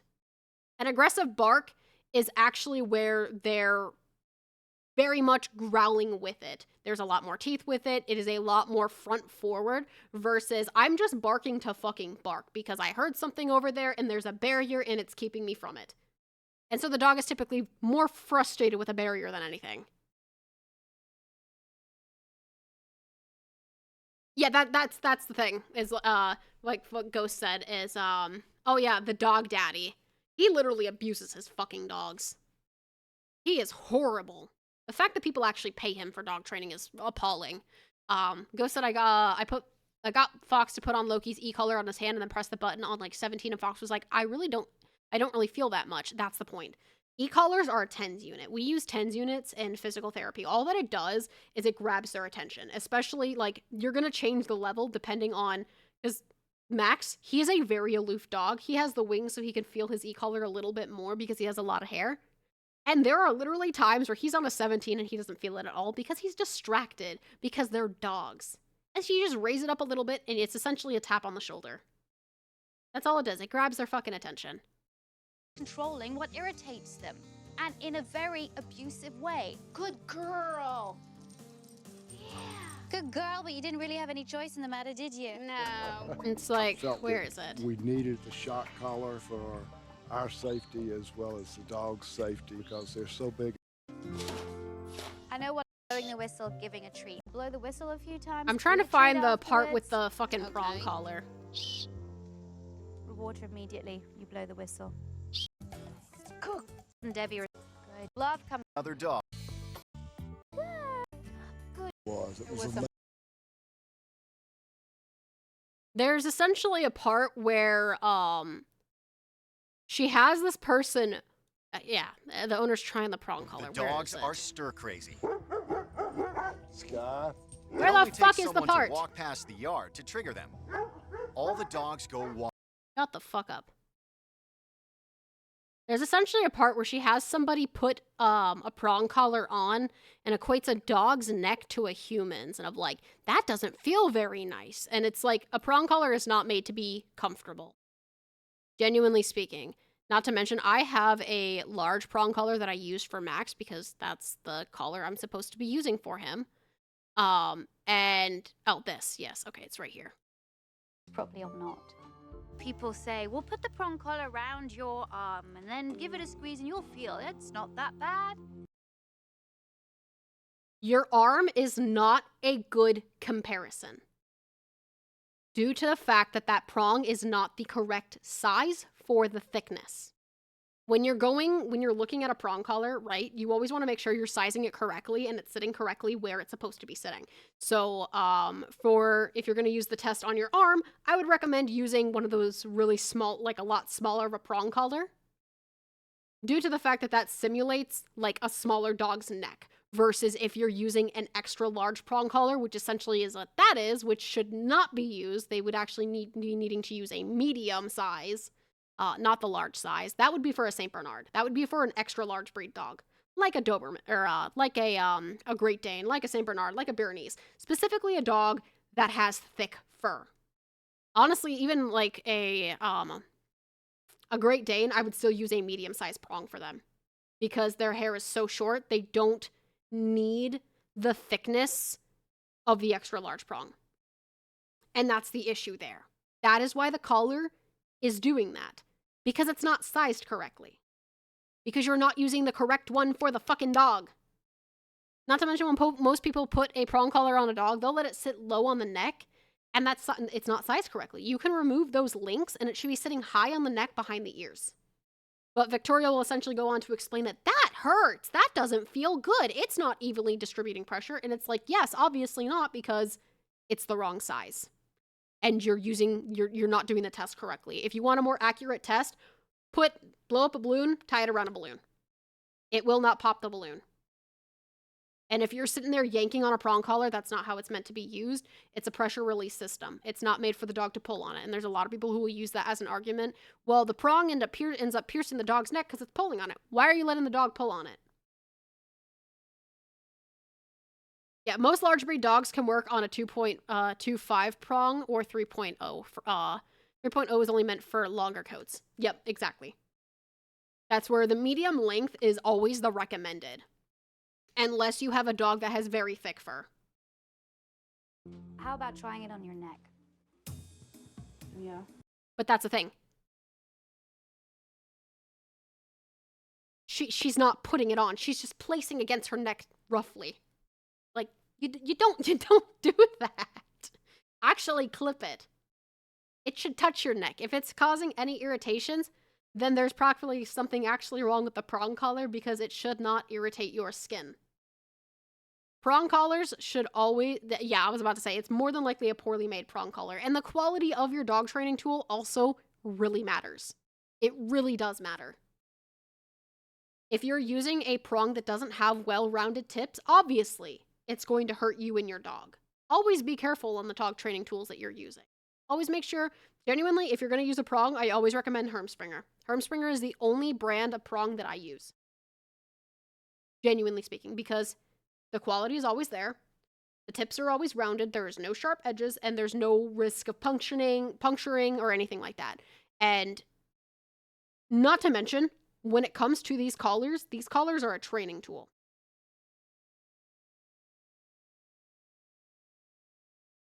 Yeah, it definitely doesn't have the pressure plate. Most people will call it a trachea plate because it goes over the trachea. It's not actually a trachea plate, but a lot of people call it that because that's essentially where it's positioned. I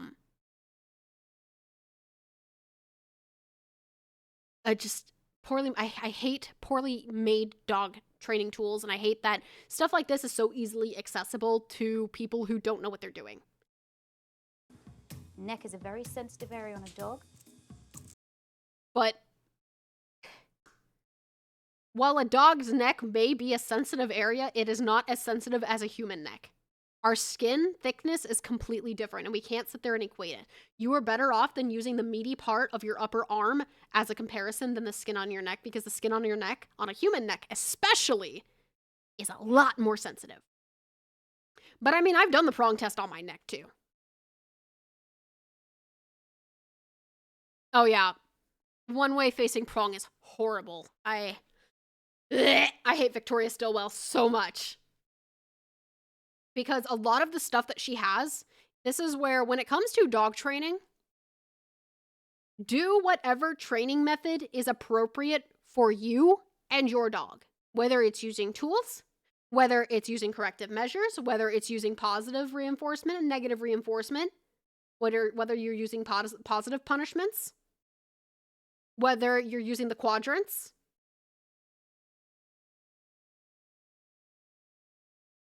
Always, always, always make sure you are doing whatever training method is best for your dog. And do not let somebody bully you into not using tools. If your dog is reliant on tools and your dog needs those, do not let somebody tell you that you are a horrible owner because you use them. Do it. Do it. Yeah, exactly. Train the dog in front of you, not behind, is all that matters. 100%. 100% always train the dog that's in front of you. Do what is best for that dog. There's a lot of people, especially when it comes to the purely positive community. I used to be really big into dog training, and I had to step the fuck down because I cannot stand purely positive trainers because they are so quick to call you abusive because of using tools. Because they will call you a shitty trainer because you're not relying on treats. And not every dog is food motivated. Not every dog is toy motivated.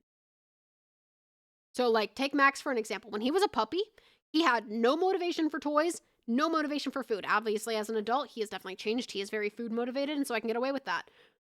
But that's not always the case with some dogs. Some dogs, genuinely, when try to teach a recall, they are not toy motivated. And so you have to use these additional measures to train recall, such as long line and e-collar.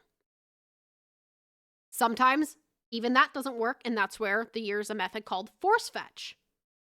And a lot of people are not a fan of force fetch because it typically requires 2 prong collars and somebody essentially forcing the dog to hold an item. And it has to teach them that way because some dogs really do not want to learn how to fetch.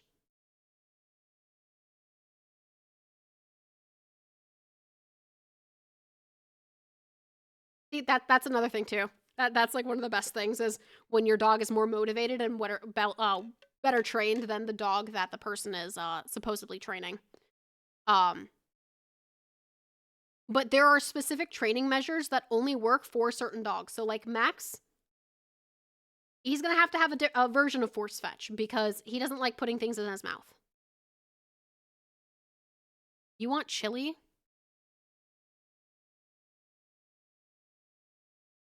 See, my big thing when it comes to tools, make sure you're using them correctly. I will always advocate for the usage of tools as long as they are used correctly. Boyle! I genuinely, I can't imagine demonizing a tool because somebody is using it incorrectly. And like, don't get me wrong, there are definitely people who use prong collars who leave them on all the fucking time and now the dog has an embedded prong collar. But that's not the tool's fault. That is the person who is using it because the prong collar is not made to constantly be worn. It is a training tool. If you're walking the dog and the dog walks on a prong, when you're done with that walk, take the fucking prong off. It's like, Max, he has all of this gear that he wears when he's out, you know, doing service dog stuff. When we're home, he doesn't wear it. Why? Because that is when he is on duty. That is training gear. That is his stuff when he is working.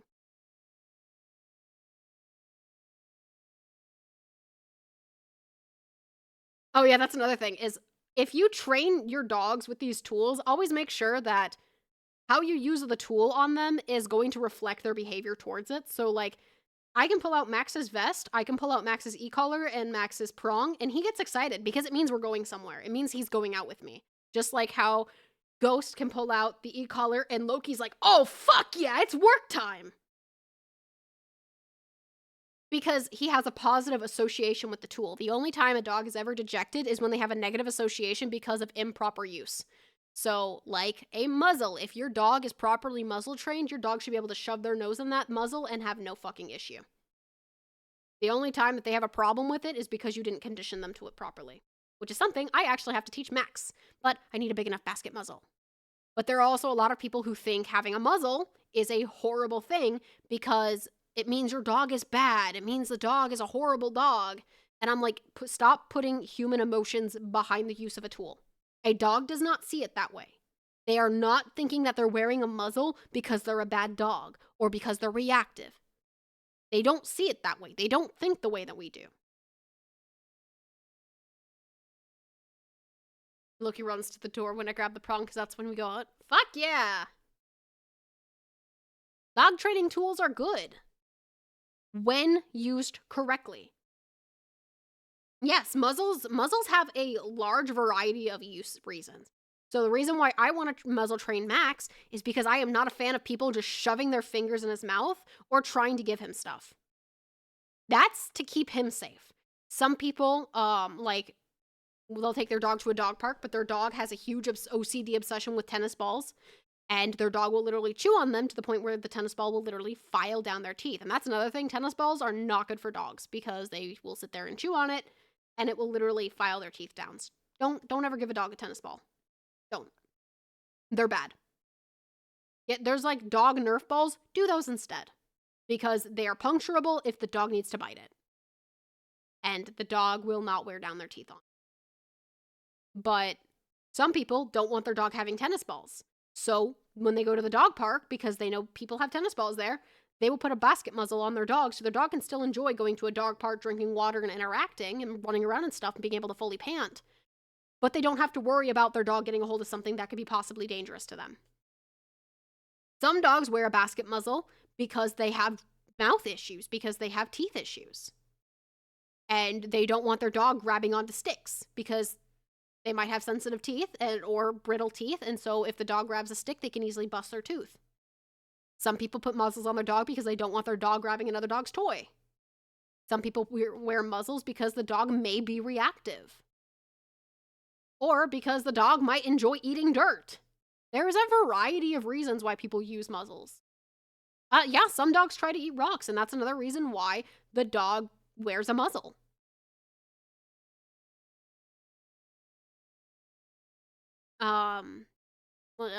Rex specs. Because there were kids around that would try to poke it. Yeah. That's one of the reasons why I was so looking forward to getting that pair of Rex specs from you. Because I was like, yay, no more people trying to poke Max in his eyes. But protective gear is, majority of the time, it's to protect the dog. Because a lot of times, especially if we're talking like labs and goldens, like very mouthy dogs, these dogs will have a hard time saying, I have self-control when it comes to their favorite thing. Like, for fuck's sake, there's Malinois who absolutely love to be mouthy. And the best way to help the dog is to muzzle them. So they can't be mouthy. So they can't be trying to eat dirt and rocks. But there's so many people, especially in the UK, that are putting human emotions behind the point of a muzzle. And like, they're saying, now my dog will never be able to play fetch. And there's literally people who have showed that their dog can still play fetch with a muzzle on. There are toys that you can get that the dog can easily grab through the muzzle. And so your dog can still play fetch. But people don't like to listen. We put too much human emotions behind our dogs, and if anything, it hurts them. It hurts them a lot. And it's why these dogs are having these problems, is because the owners think they're slick and they think they're above the law. They think that they're above these rules that are being set for them. It's like in the UK, the owners had months to muzzle train their dogs. They knew that this ban was coming. Just because it was an idea of a ban, they still knew it was coming. And they still chose not to do anything. They still waited till last minute. And now there's a lot of dogs that suffer because of it. And it's a horrible fucking thing because it's not the dog's fault. It's the owner's fault. But the owners can't take any responsibility. And it's one of the most frustrating things because dogs will always take the fault before irresponsible owners will. Dogs will always be blamed before the person who's breeding them will be. It's like there's somebody on TikTok who is like, the reason why my dog is the most hated dog on TikTok, and literally all the comments are saying, your dog isn't hated, you are the one that is hated.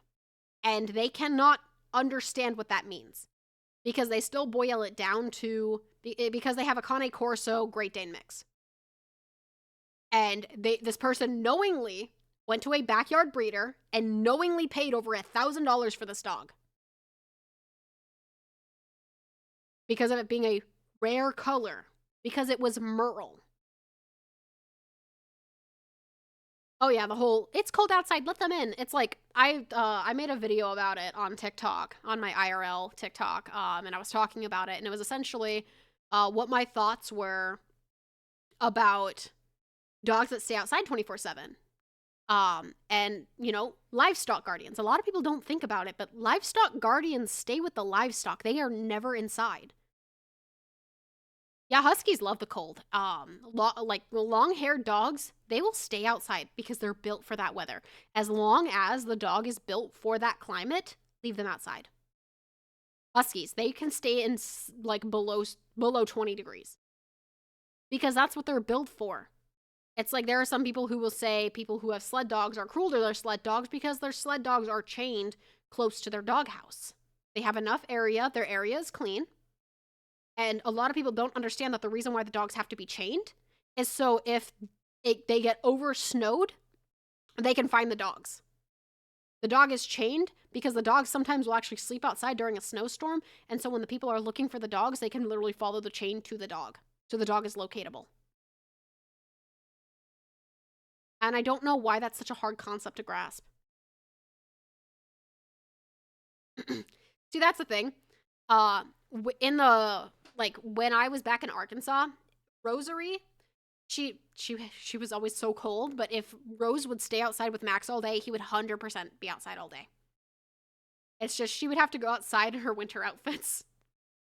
She'd have to wear boots, and she'd have to wear her clothes outside because she would get so fucking cold. And she'd sit there and she'd be like, let me in, I'm freezing.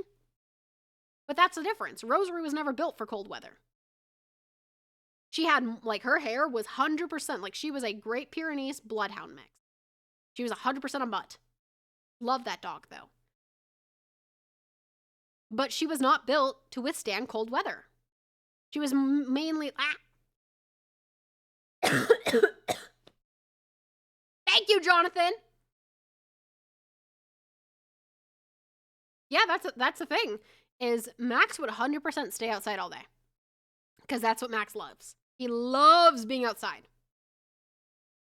That's where, like, in some ways, with me being, like, us going to Wyoming, I kind of want to get another large breed dog that has long hair. So if we have a backyard, we can just let them run around all day outside. They will sleep outside. They will enjoy it. Especially in the spring, that'd be like the perfect time. Just let them hang out.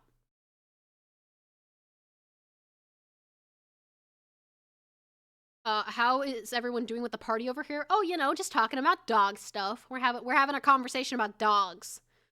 And my throat is getting so dry right now. I have been talking.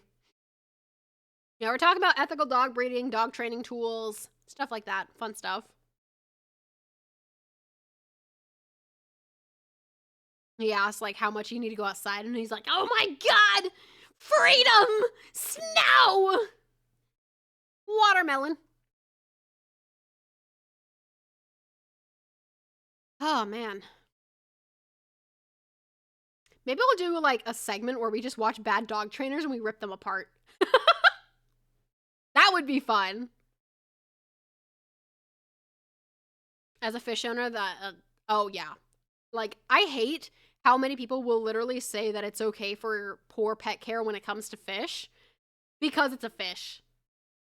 I hate that logic so much when it comes to reptiles and fish. Like,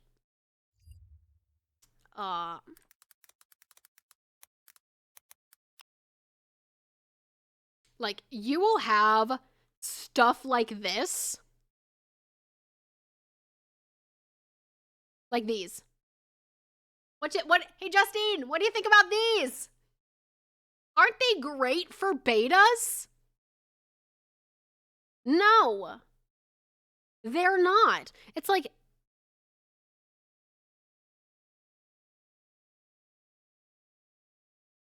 that is horrible. How the, like, this is genuinely one of those things where you could kind of say, how the fuck would you feel if somebody stuck you in a cardboard box and told you that's where you're living for the rest of your life? Beta need, what, about 10, 20 gallons for a tank?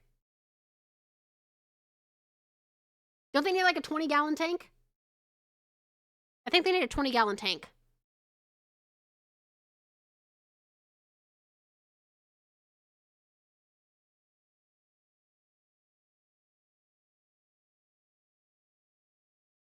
Okay, 20-gallon. That's what I thought. I was pretty sure it was like a 20-gallon tank. But you'll have stuff like this. Like, this is not acceptable. Oh, look, they're Legos. You can stack them on top of each other. The only time you should ever use tanks like this is when you are scrubbing the fish's tank. That is the only time a fish should ever be in something this small, is when you are transporting the fish or you are cleaning their tank. No, I'm a huge advocate for proper animal care. 100%. Don't even get me started on fish and lizards.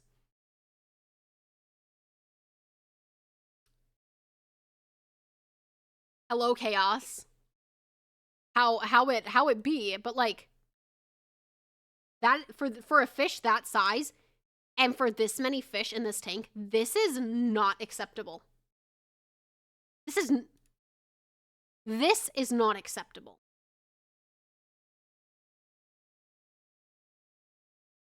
Not acceptable.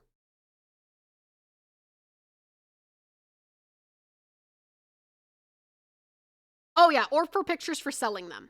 That is the only time you should ever use tanks like this.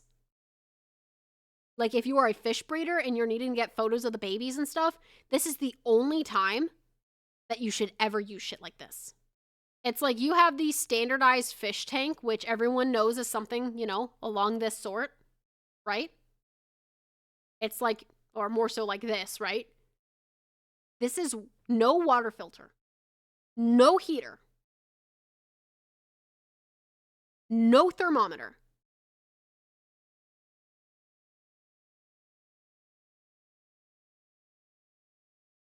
Oh yeah, goldfish absolutely need a pond. It's like, when Alec and I move, one of the things I've been wanting to get is I want to have an aquarium, but I want an outdoor aquarium. So I want, one of the, oh, what is it called?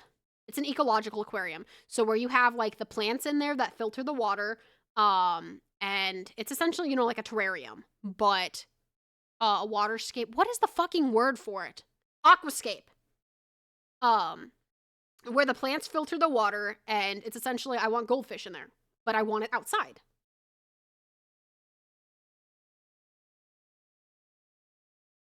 But Like, I want essentially, it would essentially be like a greenhouse that I could have like a garden in it. I want butterflies, I want some birds in there, and I want fish.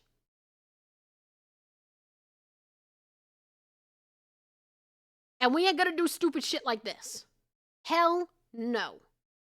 Like, the only other time that I think it's fine for fish to be is it's an old thing that we used to do on the farm because it kept the stock tanks clean. And so essentially we would buy like 3 goldfish and we would put them in our stock tank. And essentially we would feed them, but they would also help maintain the water. And they would actually keep the stock tank clean. That's like Armored. I don't know what, Armored, do you do that? Do you have the fish in the stock tank with your horses? Is Armored even here? I think Armored does that too. It's like a very, very old farm thing. Like, we used to do it for our cattle and for our, for the horses. Oh, yeah. People do not, like, the amount of people, I thought I saw Armored. I might have just confused, the yellow for Armored, for Justine's name. No, the amount of people who will see a stressed fish and they'll think the fish is so fucking cute. It's like shit like this. Absolutely not. Like, it's cute. Oh, it's so precious. It's horrible. This is abusive. This is horrible. Don't do stuff like this to fish. Fish don't deserve this. They deserve, like, big ass aquariums. What is it?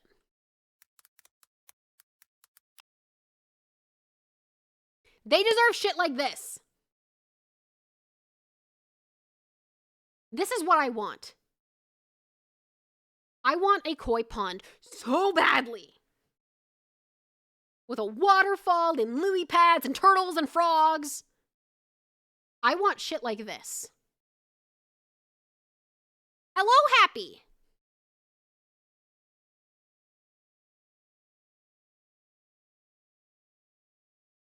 Oh my god, fuck you both. You both are ridiculous.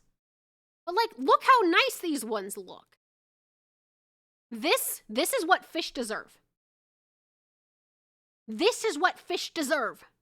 Justine, does this meet your approval?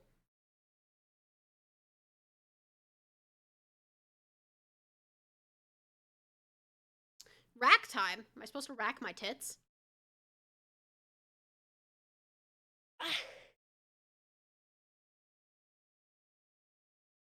Yes, it does. See, this is what I want so badly. But I want it in, like, an enclosed area so I can, you know, they don't get frozen in the winter. I want, like, a greenhouse. Like, you ever see, like, those zoos? What is it? Indoor zoo.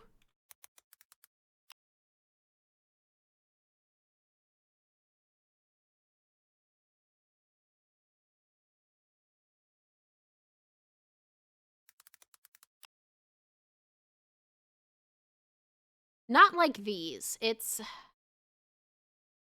I guess, kind of like this.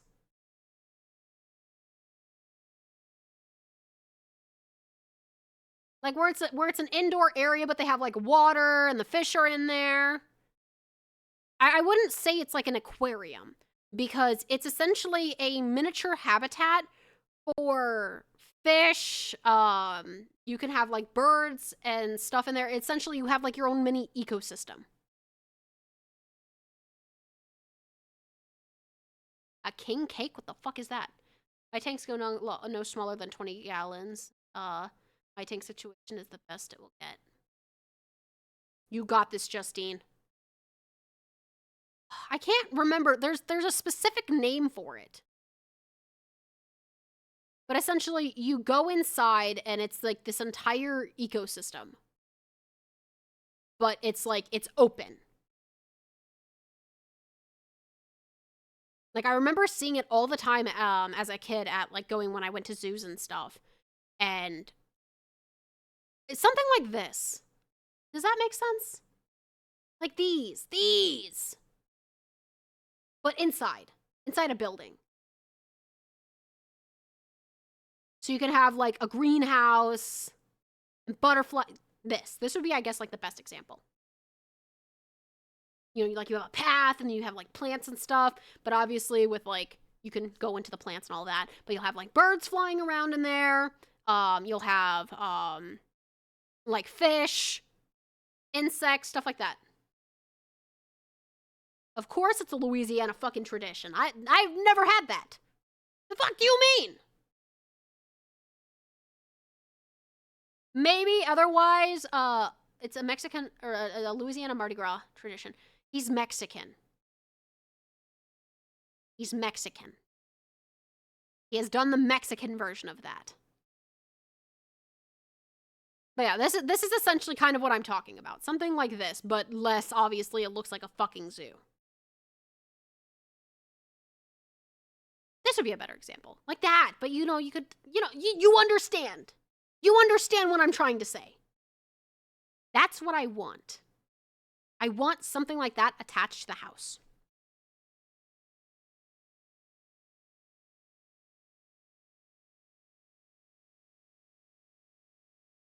Because I think stuff like that is cool. And I could have a whole koi pond. I could have my fucking garden. I could have butterflies and pretty birds. I could feed them. Take care of them. It'd be like a little magical thing. But that's what I want. I want something like that. It would cost a fortune to maintain it. But it would be cool.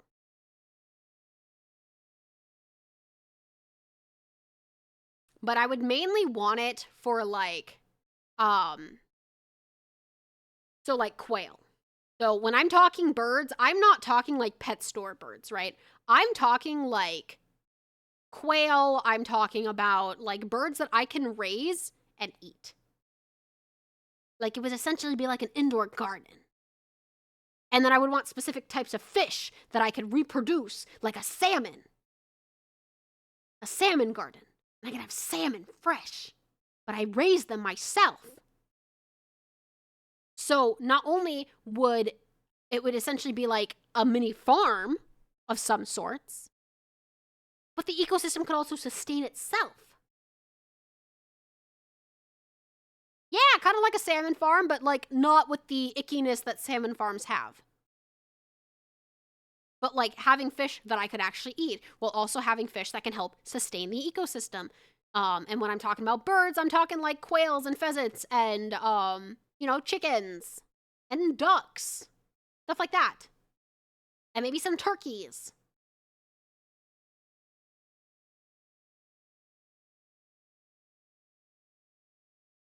Oh yeah, when they that's like the same thing when it comes to like cat and dog care. Like when you are adding like additives to their food and stuff, don't cheap out with that shit. Especially when it comes to like their food in general. There's so many horrible kibble companies out there, and like obviously feed your Mama, animal. can we eat the birds? Well, if it was like turkeys and quails and pheasants and ducks and chickens, yeah, we could. Absolutely. And then I would want some goats. I'd want some goats, because then I could raise them for dog food. I don't like goat meat. My husband does, though. But it would be dog food. Hey, Max, you want a goat leg, man? You want a goat leg?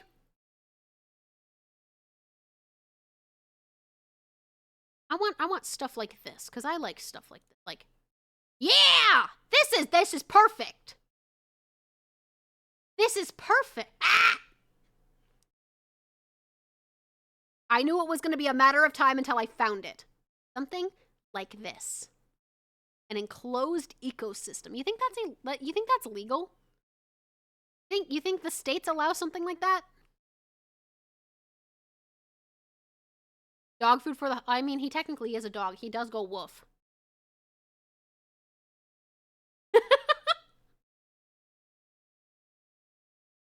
It's a landscape. That's... Why did that take me so long? Landscape. It's a zoo architect. That's right. It's I don't think I would do tropical plants. Feed them to us, and only us, mama.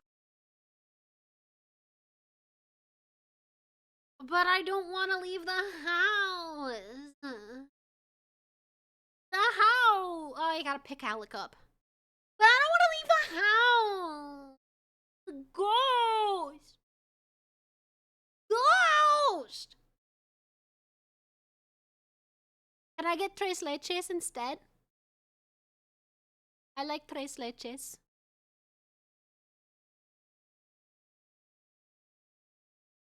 Ah! No fish for you, Happy. None. You get no fish. My salmon farm? Yeah, that salmon's for me and me alone. No salmon for you because you threw me. Womp womp. Aha, yeah, of course you're sorry. You're only sorry because I said no salmon. You want fish? You want fish? You should have thought about that before you yeeted me to oblivion, Happy. Huh? You thinking about that, Happy? Are you thinking about that? Hey, Happy, guess what? You didn't see this before, right? You didn't see this before. But, you think about that, Happy? Are you thinking about the fact that you're not getting any fucking fish, Happy? Are you thinking about your life now that you don't have fish for? Huh? Huh? No fish for you, bitch? No fucking fish! No fishy fishy! Fishy fishy's mine. And ghosties. And zards. But no Happy. Happy gets no fish. Bitch. You don't get the fish! You don't deserve the fucking fish! You don't deserve it.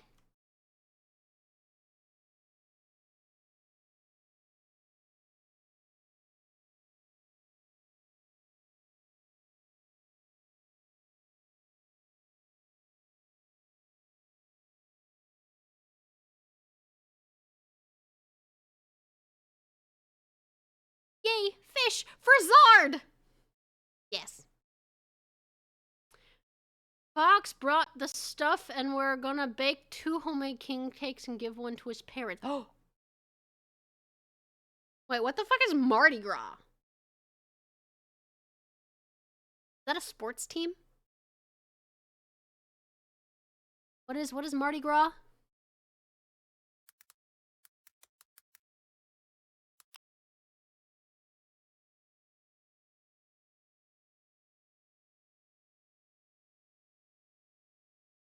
Refers to an event of the carnival celebration beginning on or after the Christian feasts of the Epiphany and culminating of the day before Ash Wednesday. The fuck is Ash Wednesday?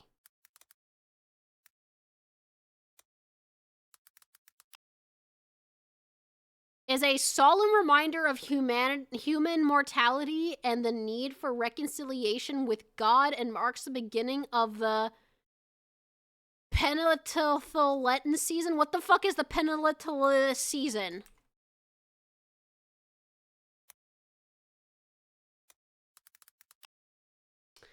Abstaining from meat and other indulgences during Lent. What the fuck is a Lent?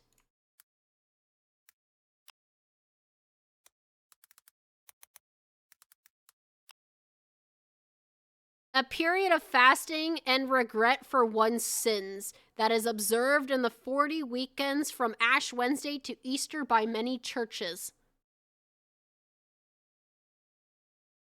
I learned a lot today. I didn't know what any of that was.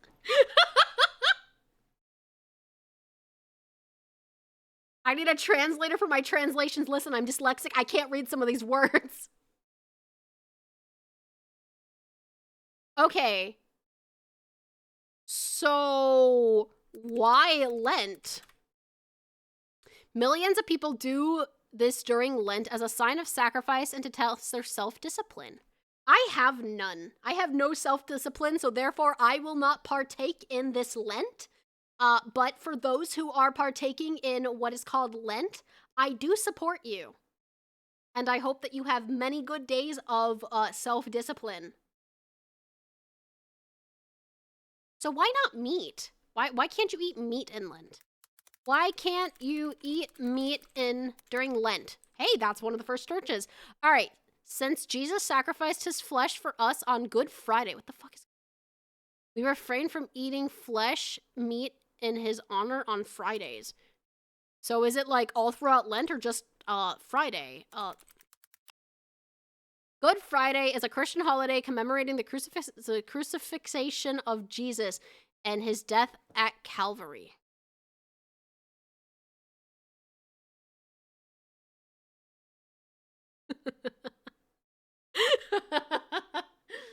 I am learning so much.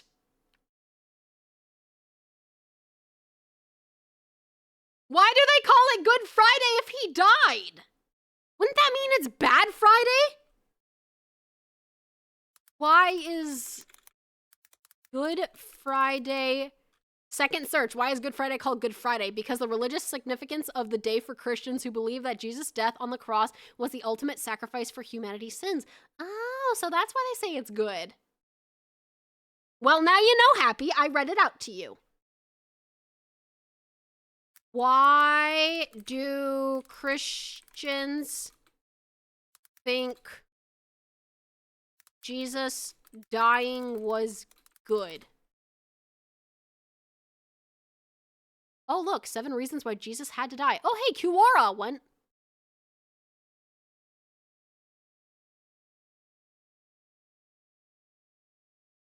Okay, so there's no definitive answer why they think it's good.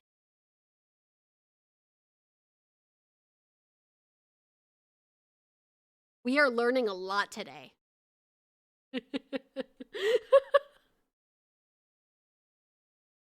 Okay, listen, I grew up in like a Christian household.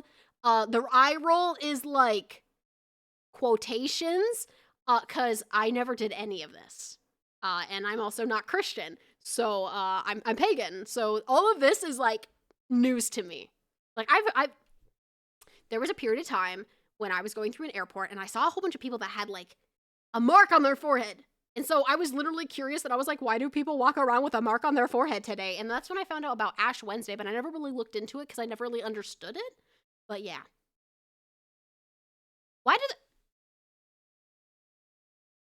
Why do Christians mark forehead for Ash Wednesday? Present mortality and penance for their sins. But how does that present mortality and penance?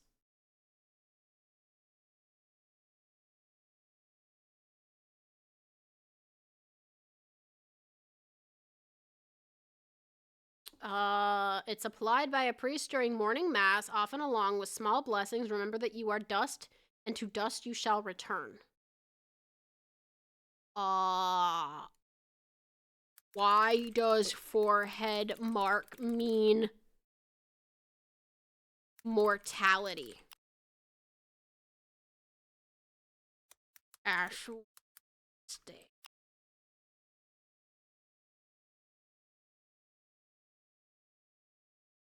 It doesn't really give an explanation. It just kind of says the same thing.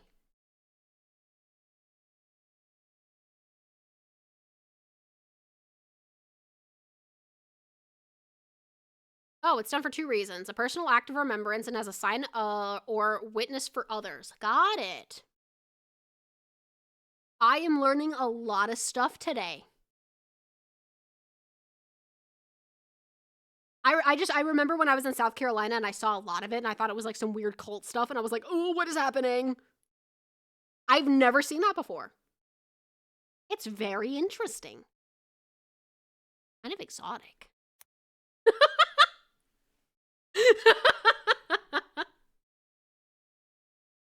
Wow, we're learning. I still kind of giggle that my brother-in-law for Christmas was like trying to cover up Santa because he's like, Santa's pagan. And I was like, does this bitch know about the tradition of Christmas? It was a silly thing. I didn't say anything though. I didn't. I was good. I'm a resident Christian and obviously don't announce it. It's okay. We love you, Happy. We love Chaos too. He's the other resident Christian. How many people are actually Christians that are here? You should see some of the crazy things Christians do. I mean, I know about a lot of the crazy stuff. And I've had conversations with Chaos, and Chaos is like, no, they're bad. We all love chaos. Sharing is caring, Lazy. We love chaos. Look at him. Look at him concerned. Concerned for what happens. I'm so sorry, Chaos. Don't panic. It's okay, Chaos. It's okay. You only say that because he's your yoga teacher. Right, Lazy?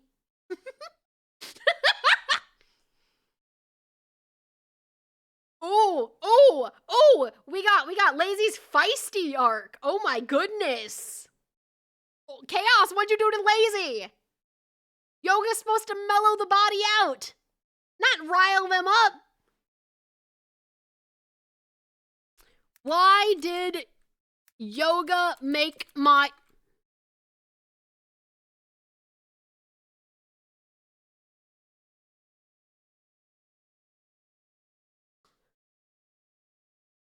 So, I'm gonna read you these searches before I reveal them to you.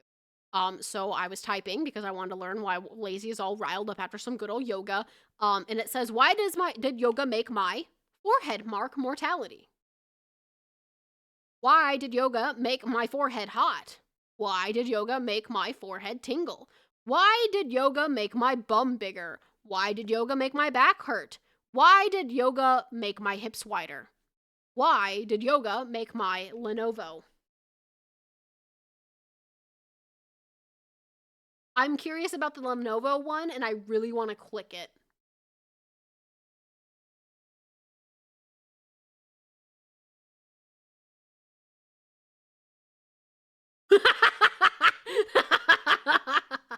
What the fuck? Will Lenovo continue to develop the functionality of the... Yes, the Force 200 scaling issue. Wait. I just realized it's because it's called the Lenovo Yoga. Lenovo Yoga. That's my computer. That's my art computer. It's a Lenovo Yoga A940.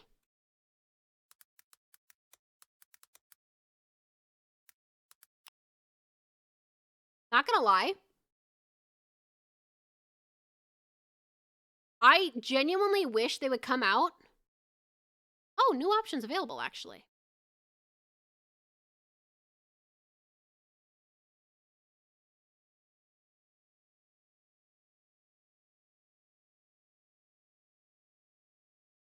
Listen.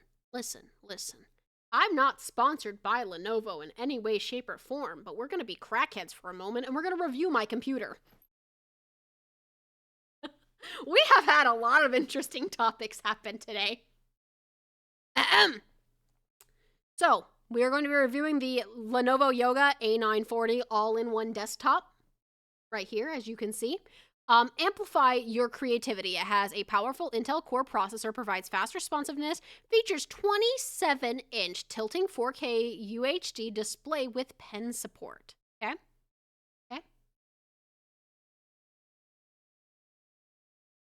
And then this is the comparison between the AIO5i, the Idea Center, versus the all-in-one desktop.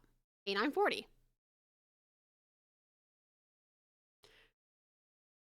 Okay. So, features. Think it and make it with a tilting 27-inch display. So this is one of my favorite things about it, is because it does do this. It tilts all the way down. It goes really far down. I typically keep it... I don't keep it in, like, the all the way down position. I think I would be, like, maybe around here that my screen typically is at. Make it perfect. Scroll, calibrate, and make precise adjustments. So, I don't use whatever this program is. I use Clip Studio Paint, but works really, really well. It has camera. The camera is different than mine. Okay? It does have facial recognition, but for whatever reason, my camera doesn't recognize my face anymore. I don't know why. But it essentially allows, there's a button on top or a slide that allows you to actually cover and uncover the camera for privacy. So my camera's typically turned the fuck off. It actually has a really good speaker on the bottom of the computer. Like, it's really, really good. The clarity on the screen is really, really nice. And the smoothness on the screen, like the pen just glides on it. You can also get the bamboo ink pen, and it works just fine. So that's the pen that I actually use now versus the original stylus that came with my computer. And then the mat right here doubles as a charging pad for your phone, for your stylus, and for your mouse. Granted, you can only charge 2 things at a time. You cannot charge all 3. The keyboard does get a little bit funky at times, I will say, but overall, pretty good. It's nice and compact, so like that's the little thing that I was talking about that switches it on and off for the camera. So right now it's sitting in the rested position, which is that. So the keyboard is up on the tray, it has the mouse, and it has my pen. And it has a little bit of a divot in there, so the stylus just fits perfectly. On the side, you have different ports. So you have a USB Type-C for C for a charger. You have an SD port, headphone jack, and just like a regular USB, and then the power button. On the back, you get 4 display port, or 1 display port, 4 USBs, an AC in, and then you also have a Ethernet port. And overall, I have had this computer since 2019, and this has probably been one of the best computers I have ever had. Especially when it comes to art. I'm a huge fan of a big screen to draw on. So if you are looking for a decent computer, I would 100% say, like, this is worth the money. When I first got it, I paid $2,500 for it. It actually went down in price. But it's a very, very good computer. And they do have a whole bunch of different accessories for it. So there's styluses and pens that you can get.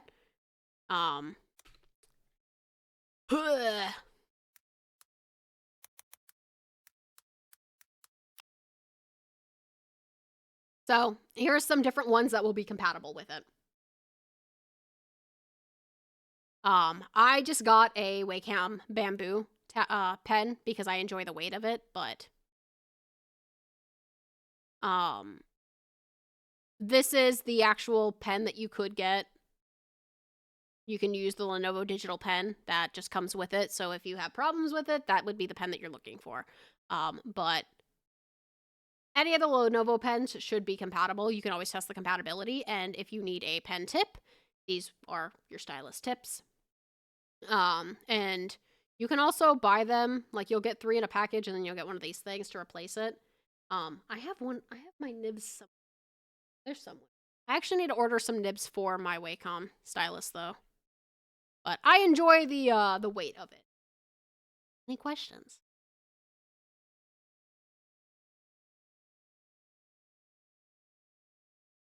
You know what I'm a firm believer in? Cocaine.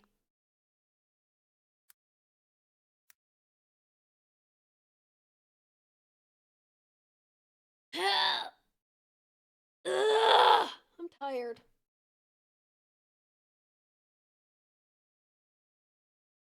Where's my music? Wait. And I try to run from you, but I end up right back where I began. Music. You You ever see like those games, like those wordscape games?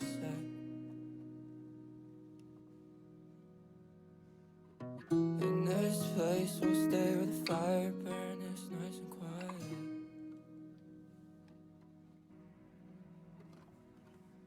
I'm by your side, I swear I'll take care of you until I am. I'm in my cup, I just wish this never had ads.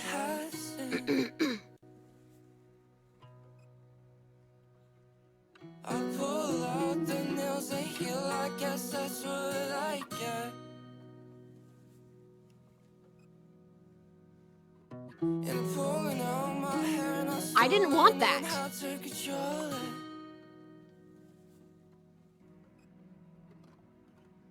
But I'm so tired and need to stay. I'm really trying to fix it. Beta.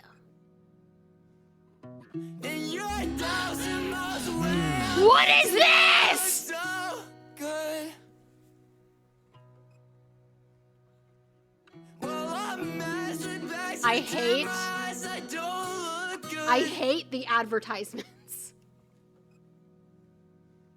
And I run Why? from you, and I recommend that you run from me too. I'm honestly glad that the advertisements did not pop up for you all because it was like some pregnant person. Left you, don't know we'll be back together soon.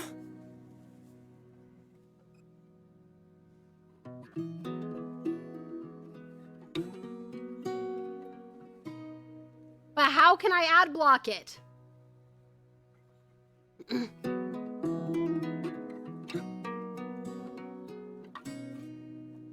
How do I ad block it? It's a download I thing. write the song, I'm scared to death, no one will even like it. I kind of want to like purchase the thing that makes it Across the world, I'll probably regret this. And I can't sleep if you ran free. Name. In and out of my head. buy the thing that keeps it from whatchamacallit. So basically, Having the ads pop up. think of it like this one finna. And you're 1,000 miles away. I bet tonight looks so I suck at these. good. Well, I'm a mess with bags under my eyes. I don't look good. Okay. Question. Do you have any ideas? From you, and I recommend that you run Any ideas? from me too. I already got. Left me, but I left you. Don't know we'll be back together soon. Mean. Okay. And you're Amen. across the world. Amen. That tonight looks so good. Well, Yeah, let's go. swears and I still too Bed. ashamed to look. Den. And I fell for you, and I Bend. recommend that you fall for End. me These are too. easy. These ones are easy. I'm on like 144 on Wordscapes on my. If you don't hit a jackpot of at least 10 trillion. I loved you first, I hope we'll meet again soon. I swear to God, if any of these ads are actually bad, I will cry. Nut.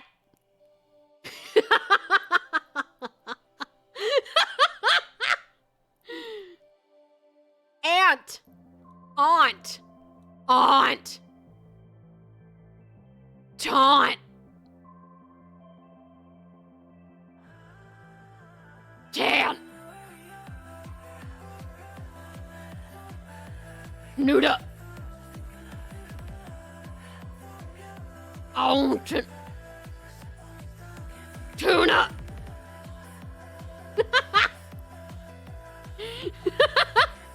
Tuna.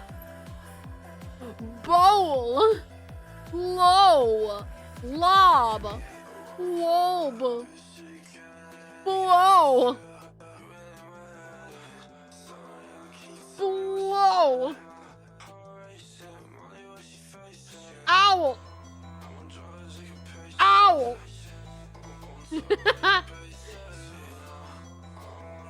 Whoa, owl. Yeah. Tear. Heart. Heart. Hat. Eat. Rat. Rat.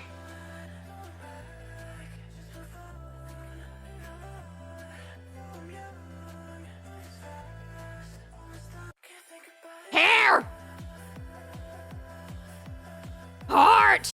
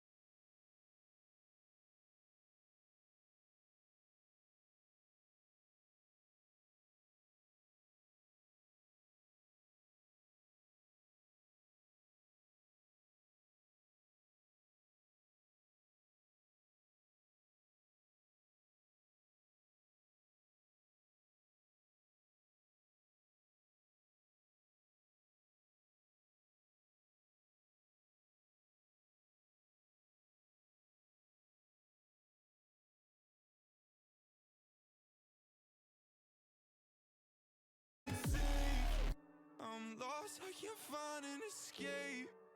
I pop my ego to flex. Can! I surrender to sound just to find out that I was a fake. I'm not, I just want an escape. I pop Inch! We can do words! We can do words, chat!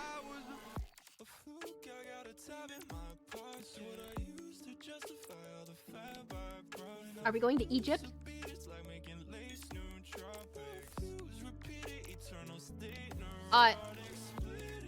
Okay.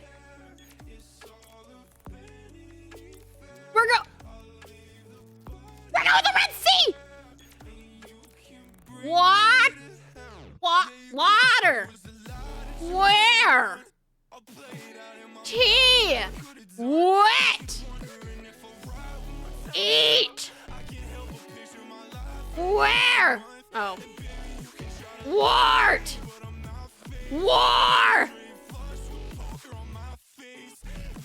Ear! Ear! Ear! Tear! Wheat!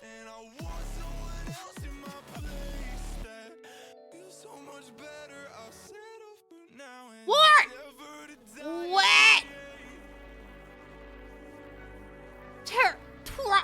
Tar!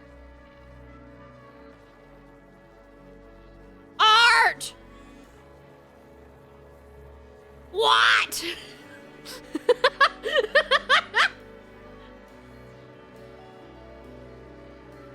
Tare!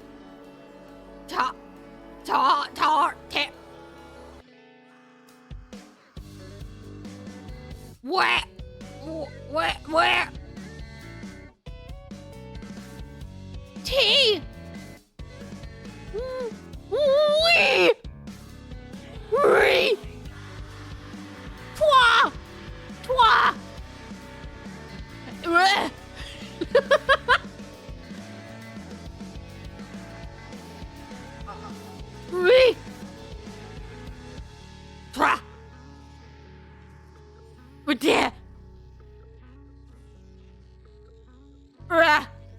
Era!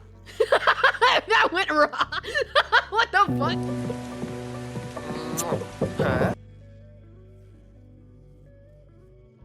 Some of these advertisements are very fucking dramatic. Now she's a homeless. Okay, so the man is cheating. Now she's homeless. Now they need milk, so they gotta milk the starving skinny cows. They gave them money and a house. They're still skinny, and they got turned into ice blocks. Now everyone is shivering and running away because they're cold. Somebody wants tomatoes, but Kalongkai. I'm in danger. What the fuck?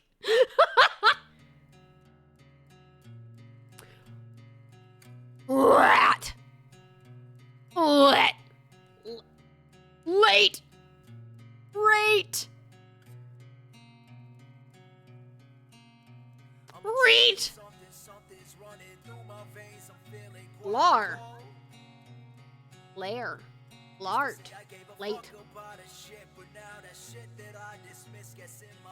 I don't want to listen to this song. And you can tell your friends that I'm a mess and that I always stay at home. Alcoholics fade away, but our glory days are gone. I want Haylog. Come here, Haylog. Anyways. Tier.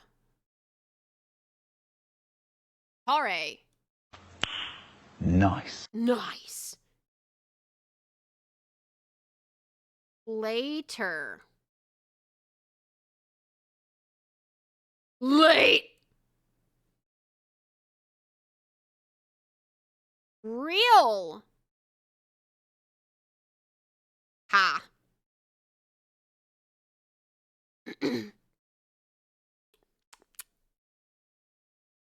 My music isn't playing. There we go. Did I say rate? No, I already did rate. Tail!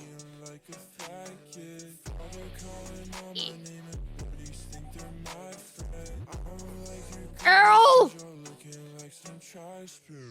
Art.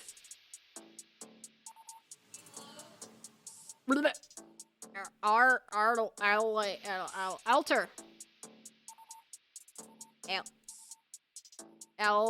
Alert. Alert.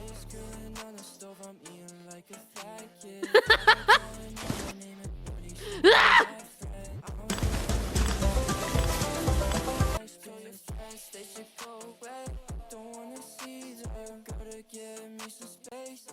Are you winning, son? Yes, I am.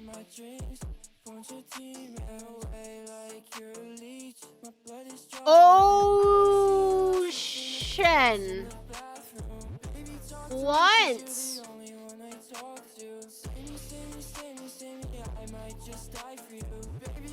Cone. Can. Once. Once.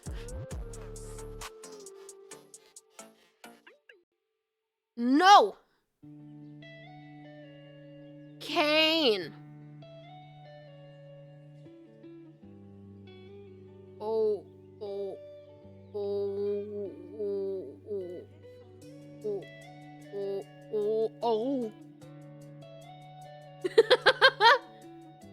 Why is this entertaining? I love these games.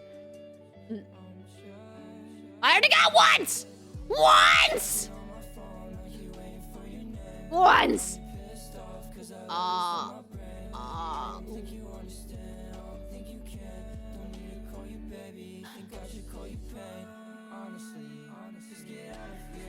Nay. Nay, I say! Cane? Cone. Cone. Cone. Cone.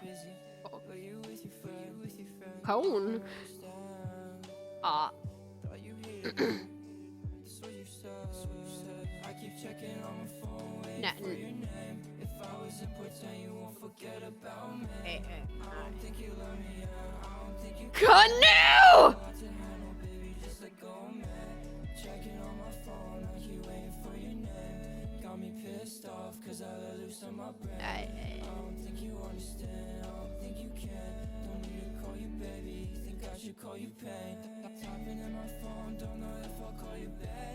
She responds saying that I'm cute and sweet like honey. Girl looking like your crush on your favorite anime. She pitching up her voice when she spoke to me.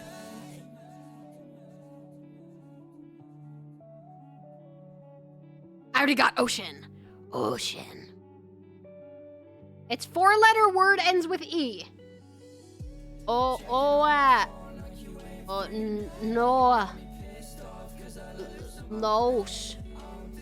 Own. Owen. Oe.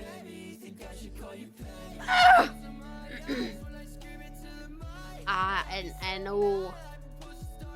And Ace.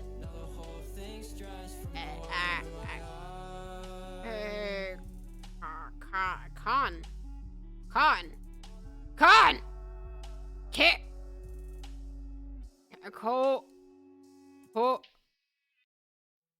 Kane. No.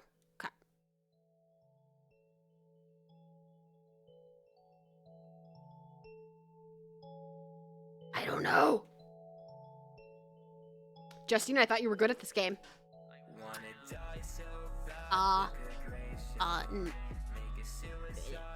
It ends with E, so E.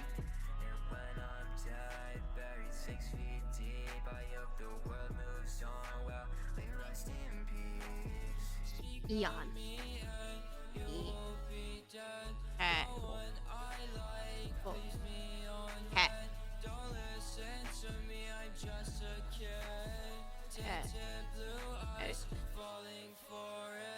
No.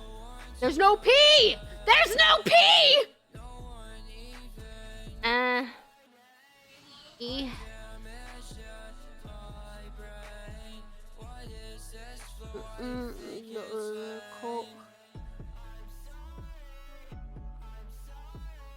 Somebody unscramble this.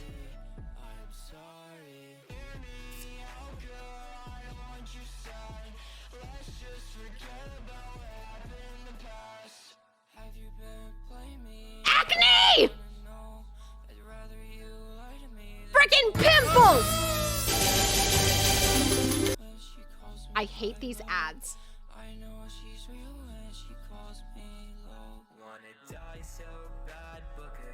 Train! Tin! Rat! Trans.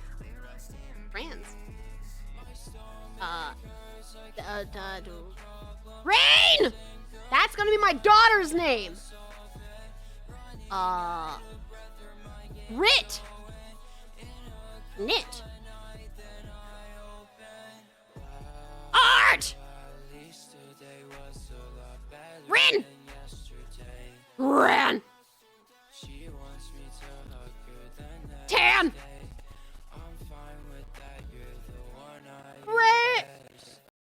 Rant! Artie!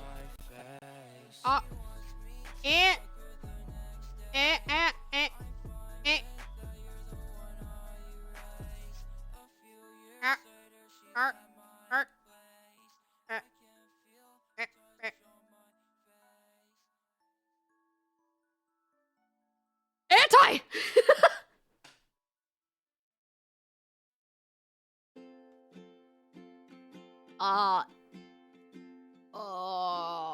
Rop.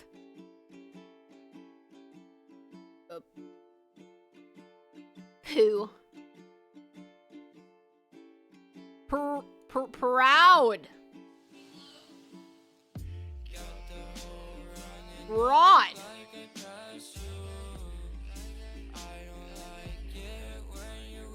Rod. Drop. Duo.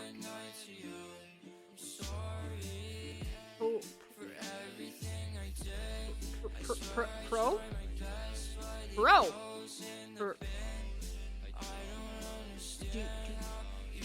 Dude. Oh, poor. Poor. This is I really want to pay for the no advertisements. They're ruining my game streak. Oh. Mold. Meld. Demo. Demo. Lem. Dome. Dome. Old. L.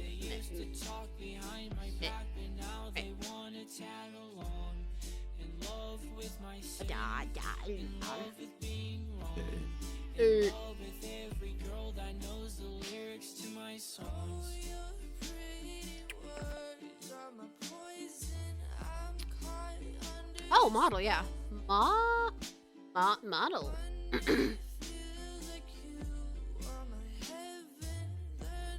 Yeah. Mode.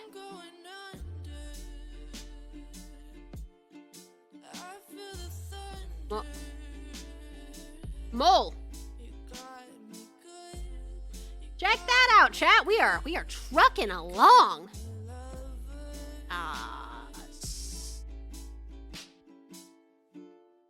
Yeah. Stan. Past. Tan. Spa. Pants. Ants. Pat. Snap.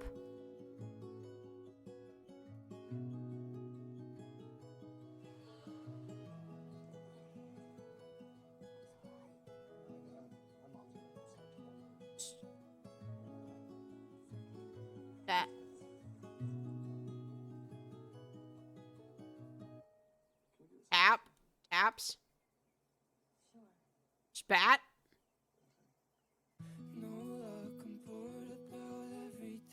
Naps.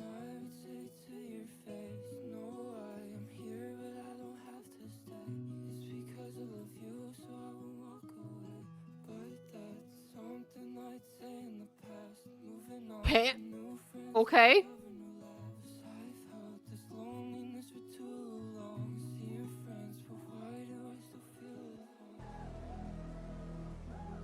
Snap, crackle, pop. Rice Krispies. We already got spat. Span. There we go. God damn. Zig, you are fast. Time to help me rebuild my empire. Is this Candy Crush? Boat! Bout!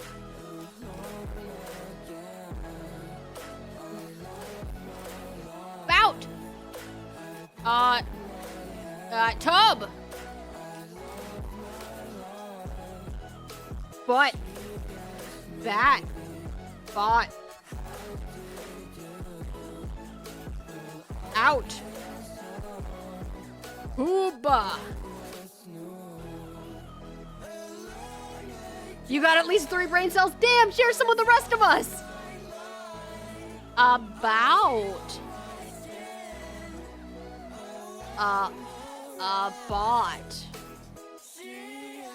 Tab. Auto.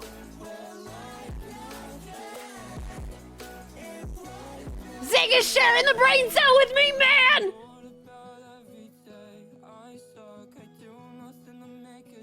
A boot! There's a snake in my boot! Who knew playing word games would be entertaining? Listen, man, these puzzle games, they be getting me. Eiffel! Lab. Bet. Bet. Let. Abe. Tab.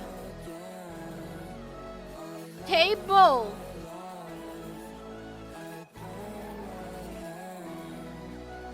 Able.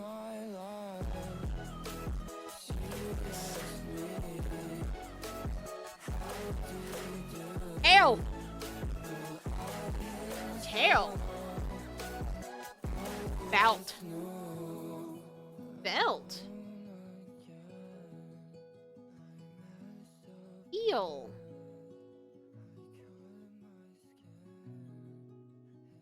We already did lab. The dog isn't there.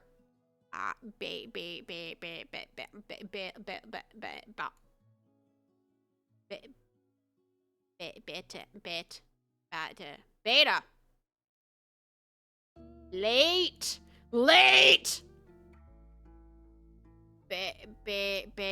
Beat.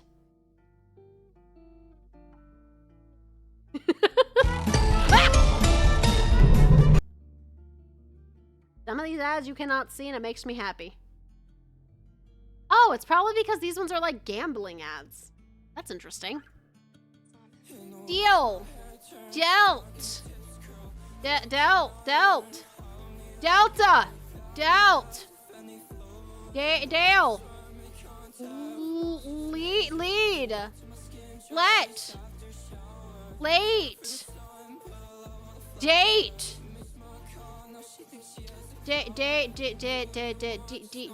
Dealt.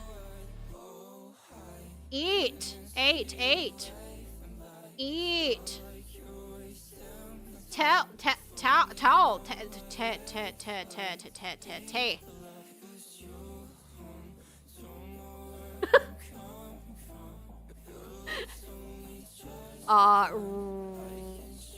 Rig, dig, reg,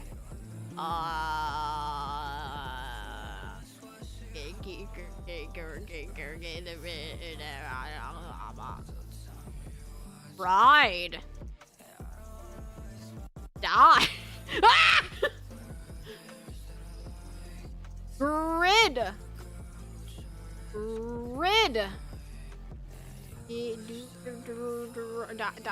Dire. No. Lemon. Mole. Gnome.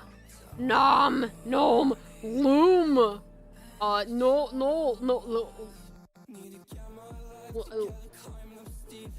Plant.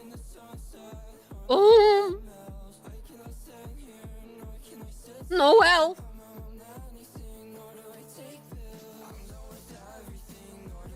No. Mole. Low. Own. One. Melon. Omen.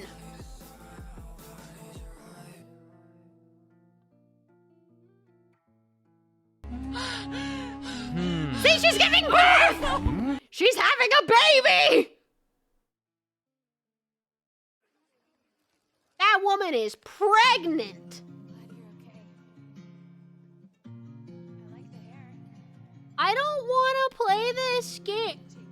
No, Cradle of Empire. No. Pilot. Plot. Pit. Flop. Tip. Just the tip. Top. Lot. Pop. Halt.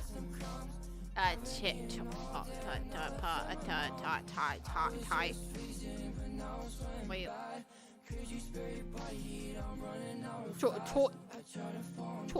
Toil.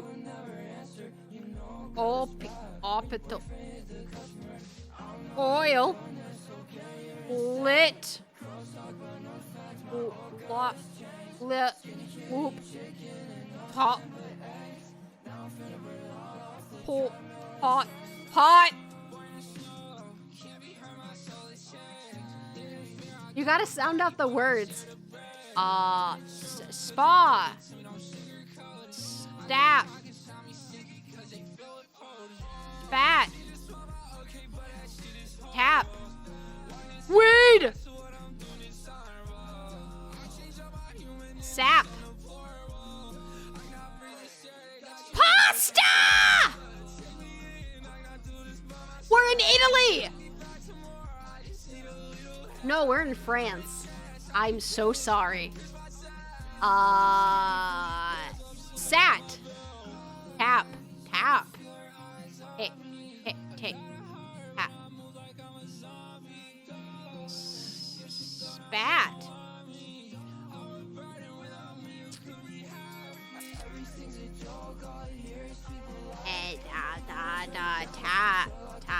Tap. Oh, passed.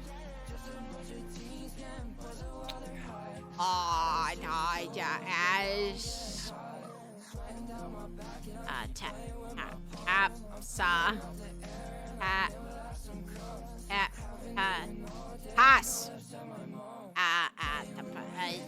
Pat. Stab. Rules of Rome. What is up with Rome? Is this the obsession with the men in the Roman Empire?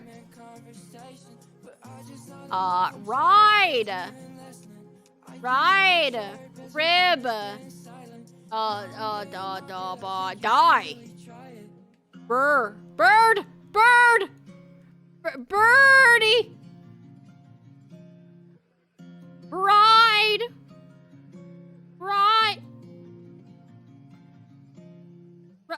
Rid. Bread. Bed. Bed.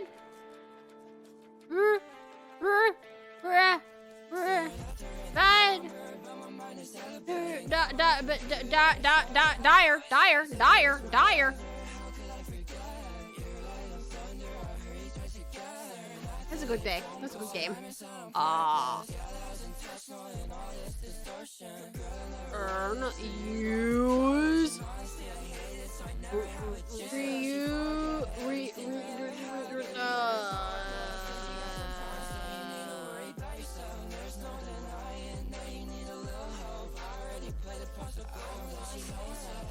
Nurse, how are you so good at this? Run.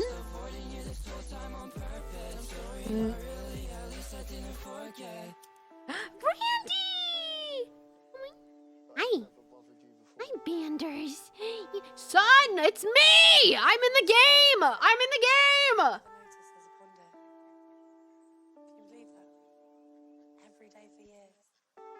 Rune. I try my best, baby, but this is never gonna happen. I'm not the one that's so lost, you know that was a Brandy. I pick these scars for you, I know you probably tossed them. Now they just be resting from prison, they'll be by. She really love me, she's like the attention. User! I'm gonna lose it. Taking all this caffeine, I still have no energy. Drinking all this coffee, still got no energy. Just let you forget everything we ever had.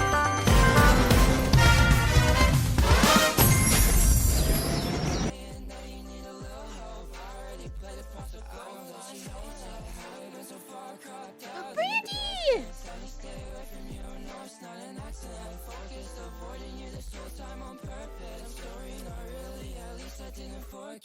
Unexplored world. God.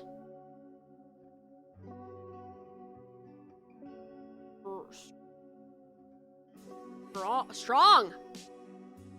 Brandy.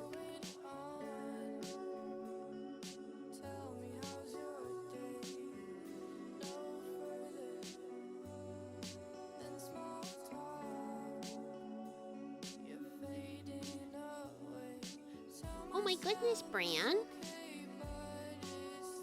Not. Sort. Snort. Song.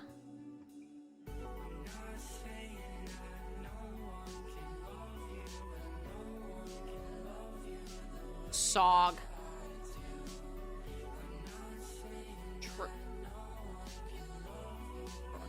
On.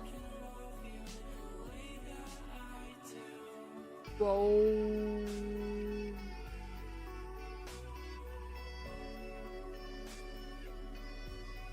Tong.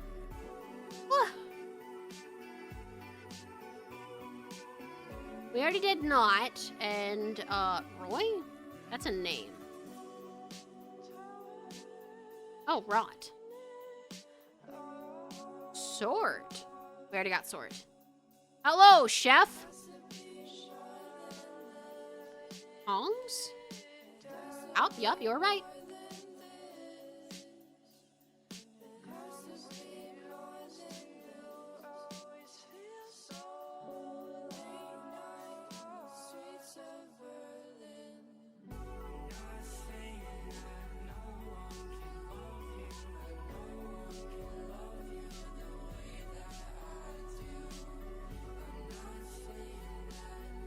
Hello? Oh my goodness, Brandy. We're just wanting love.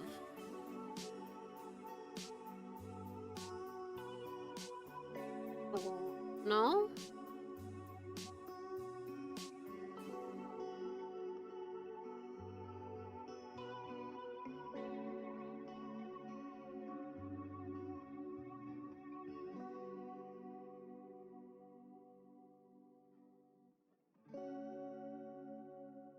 Brandy, come here.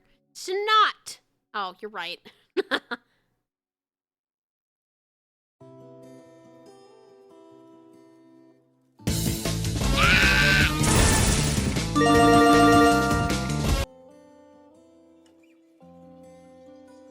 We don't do casino shit!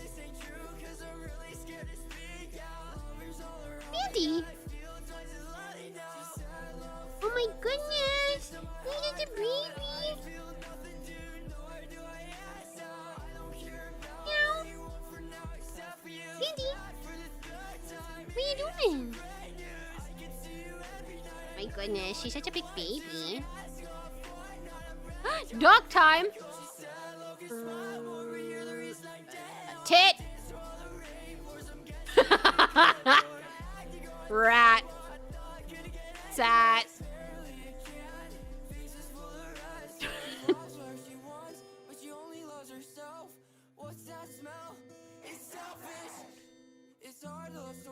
What?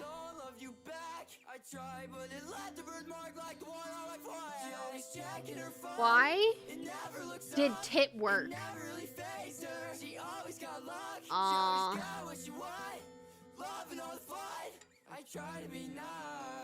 Randy. What was she like? Was she bad? Oh. I guess she was. Randy. I never really knew what she was like. She wasn't like other people. It was something she. Hello. What are you being needy about, huh? Conscious. I never knew what she was after. Tart. I never knew that either. She was so full of hate. I think I'm reaching the heavens. Running career just ended. I know that people will miss me, but now I'm doing me nothing. I want the rest of the guys. Sit. What are you doing, Brandy? We got start. Tar, you're right. Tar. Nope. Brandy. What?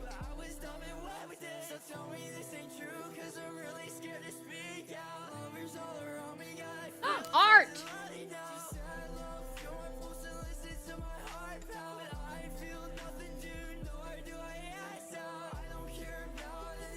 Artist!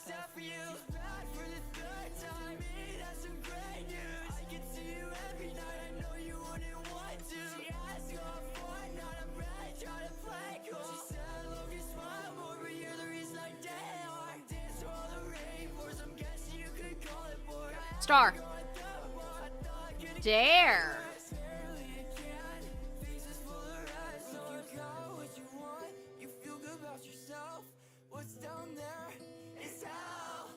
Chris.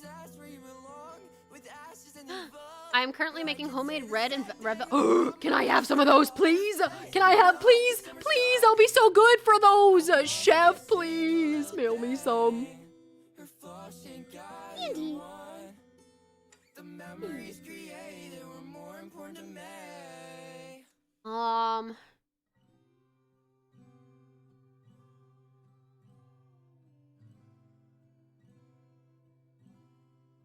Your family, of course, make sure you share some with your VIPs. I'm on. Fuck yeah! I'll share. Zard. You want some cookies, Zard?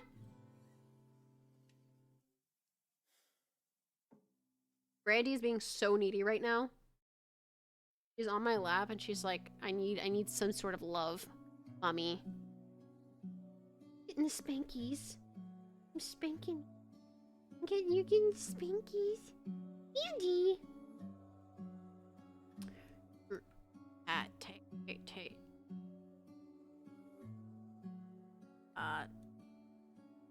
Hits.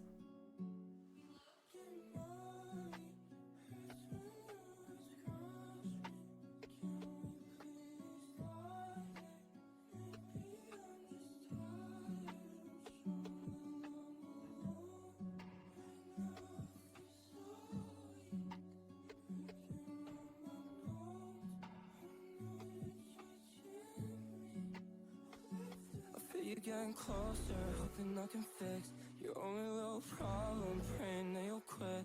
Buster. No! Probably ruin this. I don't know if I should call her. Sitar? But I'm confident that I got her talking with. Oh! An instrument! Randy! What are you doing? Going for my face? What are you doing? What are you doing? You smacking your bum? Watch your bum! Okay. I think that is, we definitely, we streamed a lot longer than I intended to. We were only gonna go for like an hour and a half today. Whoopsies. But we're past the 3-hour mark, so I'm gonna head out. Tomorrow we're probably gonna hang out and play some more Nier. And then I do plan on doing a VR stream. Brandy is getting really, really needy too, so she's saying, "Mom, wrap it up. It's time for my attention." Want attention, Bran? Yeah? It's attention time for you? Huh? It's time for Mom to cuddle? Is that what you're saying? Oh, you're getting so loving. So the other hour is me making food and ribeye steak when you come back. Food! I'm coming over, chef! I'm coming! Have a great night, everyone. Goodbye! Sweetie.